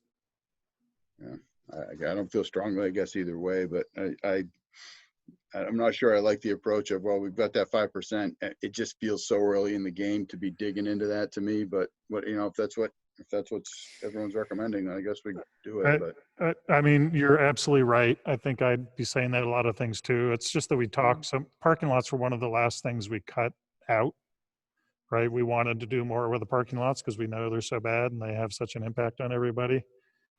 So I totally look at it as, if we do this, we're not going to do whatever it is. But this was one of the things that was last cut out, was to really do the parking lots thoroughly so that we could hope to have 15, 20 years out of them. Yeah, and I mean, I think, I shared some of your same concerns, Leo, and we've asked lots of questions about this. And I think that it's something that is a good long-term investment for the school to take this route. And I think that when I look at our bid contingency was 600,000, and we didn't end up having to use our bid contingency with this bid. So I'm feeling more comfortable that we can accept this kind of change order than I would if we only had our construction contingency at this point. So just to be clear on, would this be the entire back parking lot with the exception of the access road, or is it just the portion that is right now inside that fence? So the new section Right. is already contemplated, right? So it's the part that they tore, that was the existing parking lot, but not the access road. If you look at there's a document in the folder, and you can see a map. I can't make sense of those things. Yeah, so you see how it goes down the access road just a little bit. That's how far they're talking about. And then it's everything that's this side of the new. It would be the entirety of the existing back parking lot with the exception of that whatever part of the access road is not there. Correct. And then I assume that if we do that, we're going to want to do the same thing with the rest of the access road, which is by far the worst of a whole bunch of bad parking and road surfaces we have. Yeah, I think that's something we'll have to consider, because I asked that question and today they told me that it's in the budget as a reclaim, not a full reconstruct, because that's what we had budgeted for the existing lot. Right. So I think that will be something that we'll have to contemplate. I mean, that may be significant, I think, because I don't think anybody would, if that were the question, I don't think I'd said a word. Parking isn't great, I agree. But if we're going to have that 79,000, I'm sorry, I don't have it up now, but for back there, and then we're going to get the same override for that road. If I had to pick between the two, I'd pick that road. Just to convolute matters worse, sorry.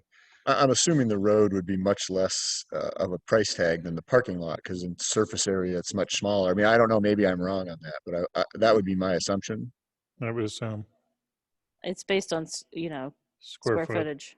Yeah, I'm in support of doing this now.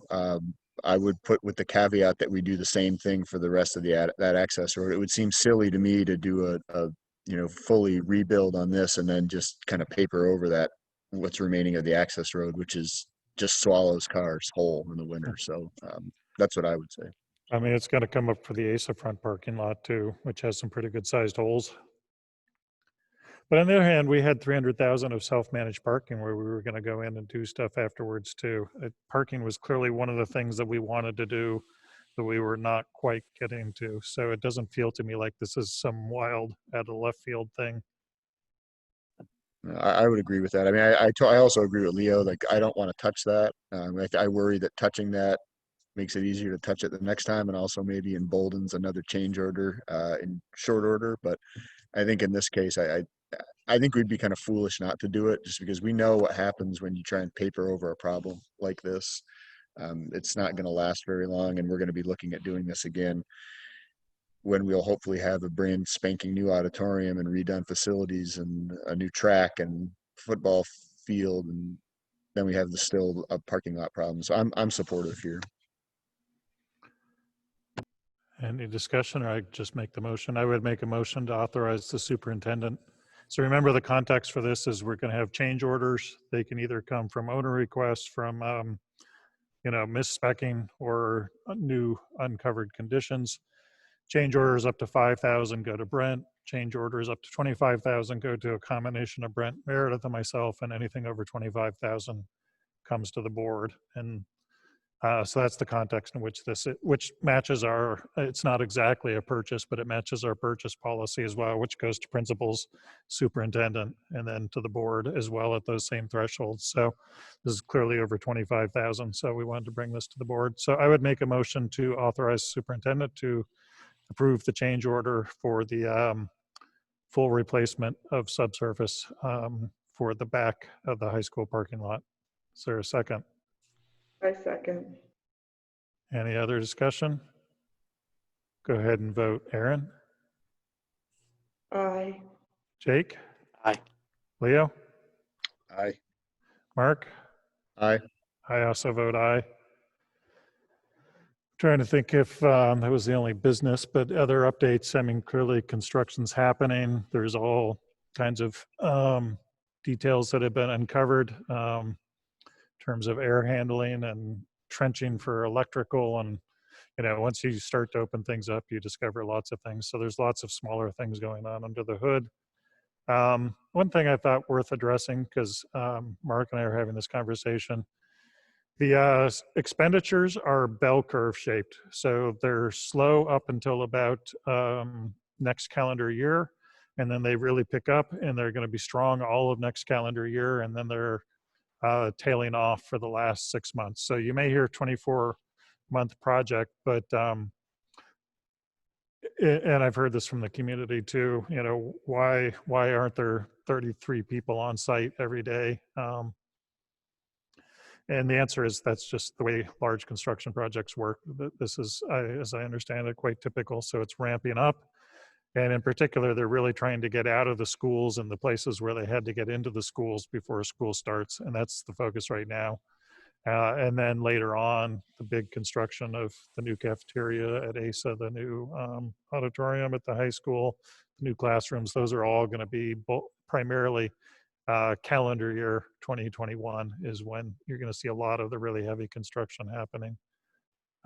So it's been site work and some internal stuff to make sure that they can wall off anything that they have to wall off before kids come back. Those are the main focuses right now. We're engaging in a ban, which is basically a loan. You may or may not recall, probably don't recall, one of the ways we structured our payments so that they could remain fairly steady was to borrow 12 million something last September, and then we're borrowing an additional 4.3, I think it's 4.35 million this September. And that's going to come through as a sequence of first a banknote, and then it's going to be a short-term bond and then a long-term bond. But that financing is going ahead. The board actually approved that last summer after we approved the whole thing. So board's approved it, but I just wanted to let you know that additional financing, obviously it's within the 16.45 million that was approved, or 16.85 million that was approved by the voters. So it's within that framework, but it's the way we're structuring things so that the payments remain fairly flat through time. But that financing is going ahead in September as well. Anything else you would update on construction, Meredith? Well, just we had a construction meeting today, and in that meeting, Bowman shared an updated schedule with us. I asked a question that Mark, you had asked about the schedule for the field. We thought they were going to be doing work on the field this summer, and the field wasn't on the schedule. I asked them to get back to us on that, but basically, what the schedule is showing is a December of 2021 finish, which is kind of exciting. And the answer to the question about why they're not doing the field is that the contractor who does that work is really at capacity with the demolition and the parking lot work that has to be done to start school, and that they understand the timeline that's in the the contract for turning over the field, the new track field, to us by, I think it's August 10th, 2021 is when that has to be turned over to us. So we had that clarifying discussion today. I will, when I get a revised schedule, I'll share it with the board, because it's, I think you'll find it interesting to review and see how the work's going to flow over the course of the year. Any other business? Requests for future agenda items? We'll go ahead and take a second public comment. Is there anybody who would like to make a comment?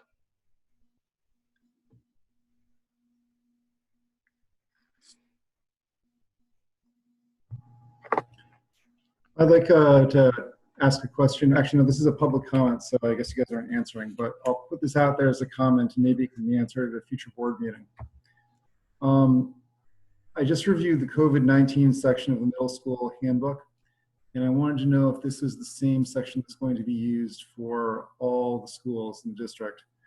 And my comment really is that, knowing a lot about human behavior and having done a lot of health history checks with patients over the years, I know that unless you really kind of hold people accountable for doing a screening questionnaire like this, often it doesn't get done in the rush to get out the door in the morning.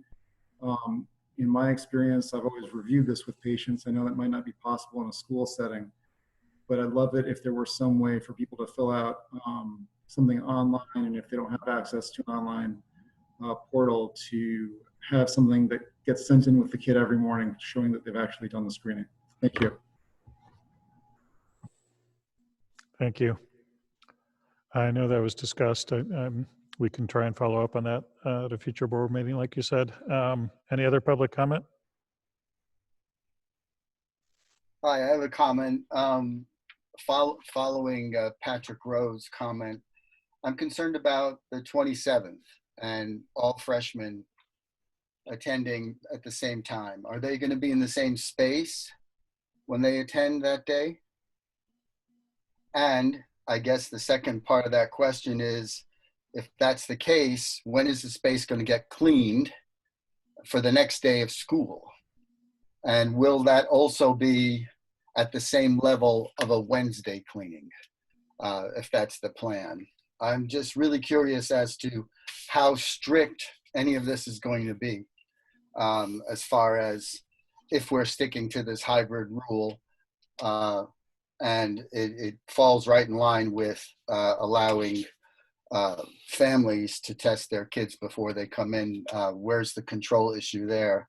And already it looks like it's overlapping, and I could be completely wrong. You may have that figured out already. And the only other comment I have is that I think sports is extremely important. And no matter what we figure out, I think there's as much social reaction and social need for children to play sports and to build friendships from sports. So I think no matter what is decided, sports cannot go away. There has to be something.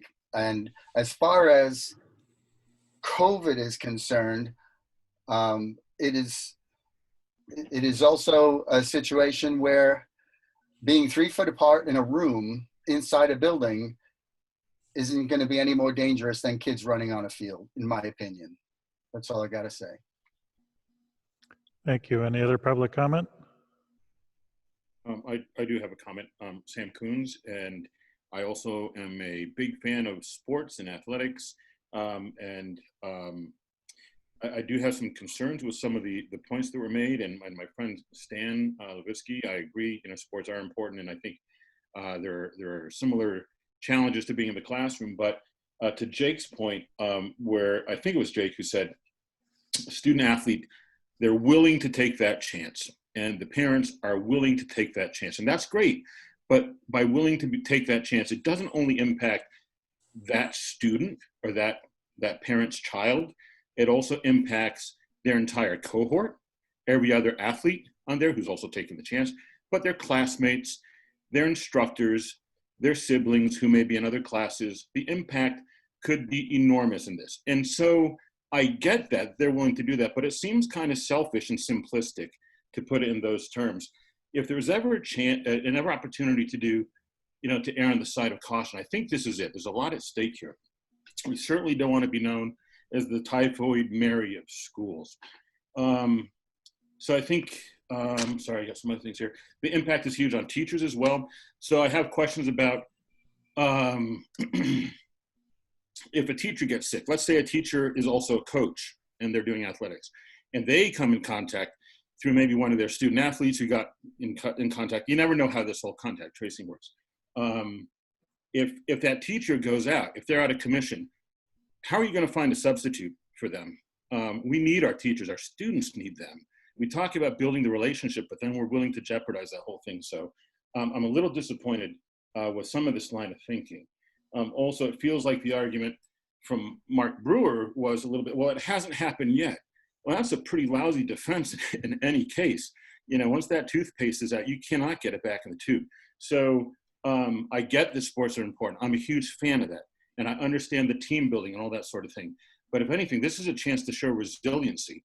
And there's something you don't always get to, that's one of the skills that we talk about building in our students. And I think sometimes making the hard choices is important too. And that's kind of where we're at now. I hope you make the hard choice. I hope you make the right choice. There's a couple more questions here. I'm sorry. So Mark also argued that, you had athletes from all over the country coming and getting each other sick with these teams. That's great. So I'm assuming then you're going to get rosters for every single team that you play, that you compete against, to make sure that no students have come in from out of state or have any international students on there. If that's the argument, let's be consistent with it.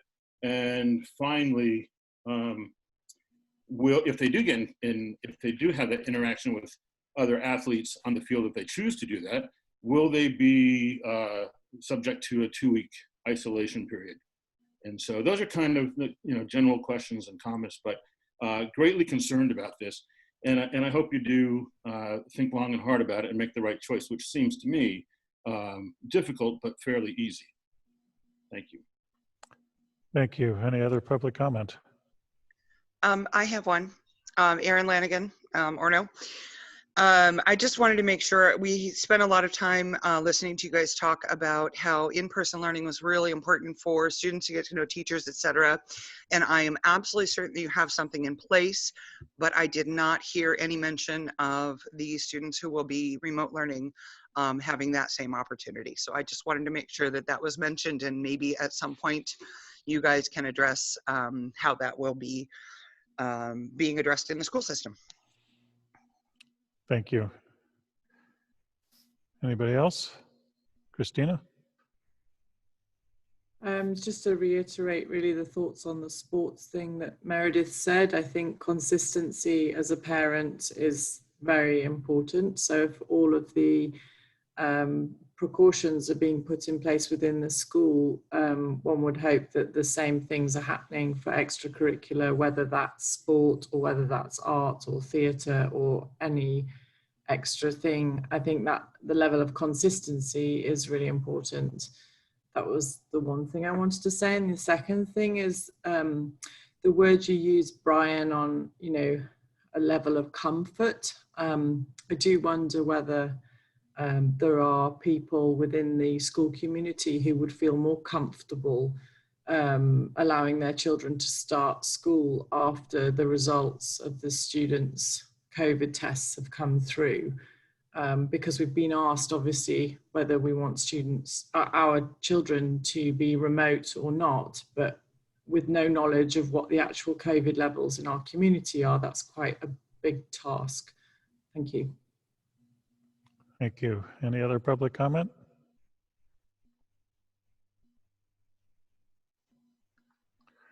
Okay. I don't say this in response to any comment, but just to, since we have different people on each meeting, just to re-stress that, you know, there's a strong commitment to being adaptive to the conditions on the ground. So we are watching things closely, and we will change in any direction necessary as conditions on the ground change.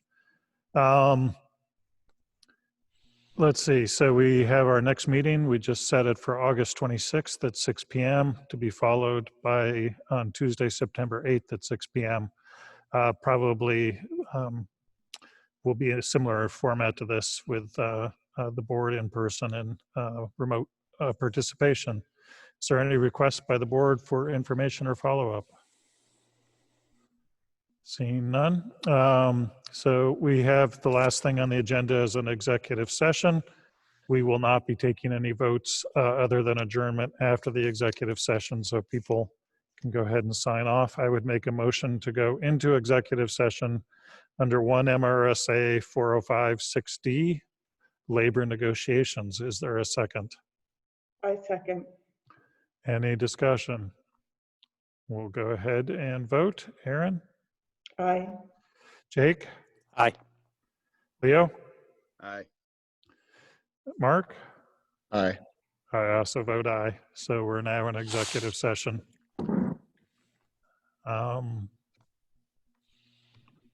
So like I say, there will be no business except an adjournment vote. So welcome to sign off, or anybody who really wants to hang around for that vote, we can put you in the waiting room, but it won't be an exciting vote.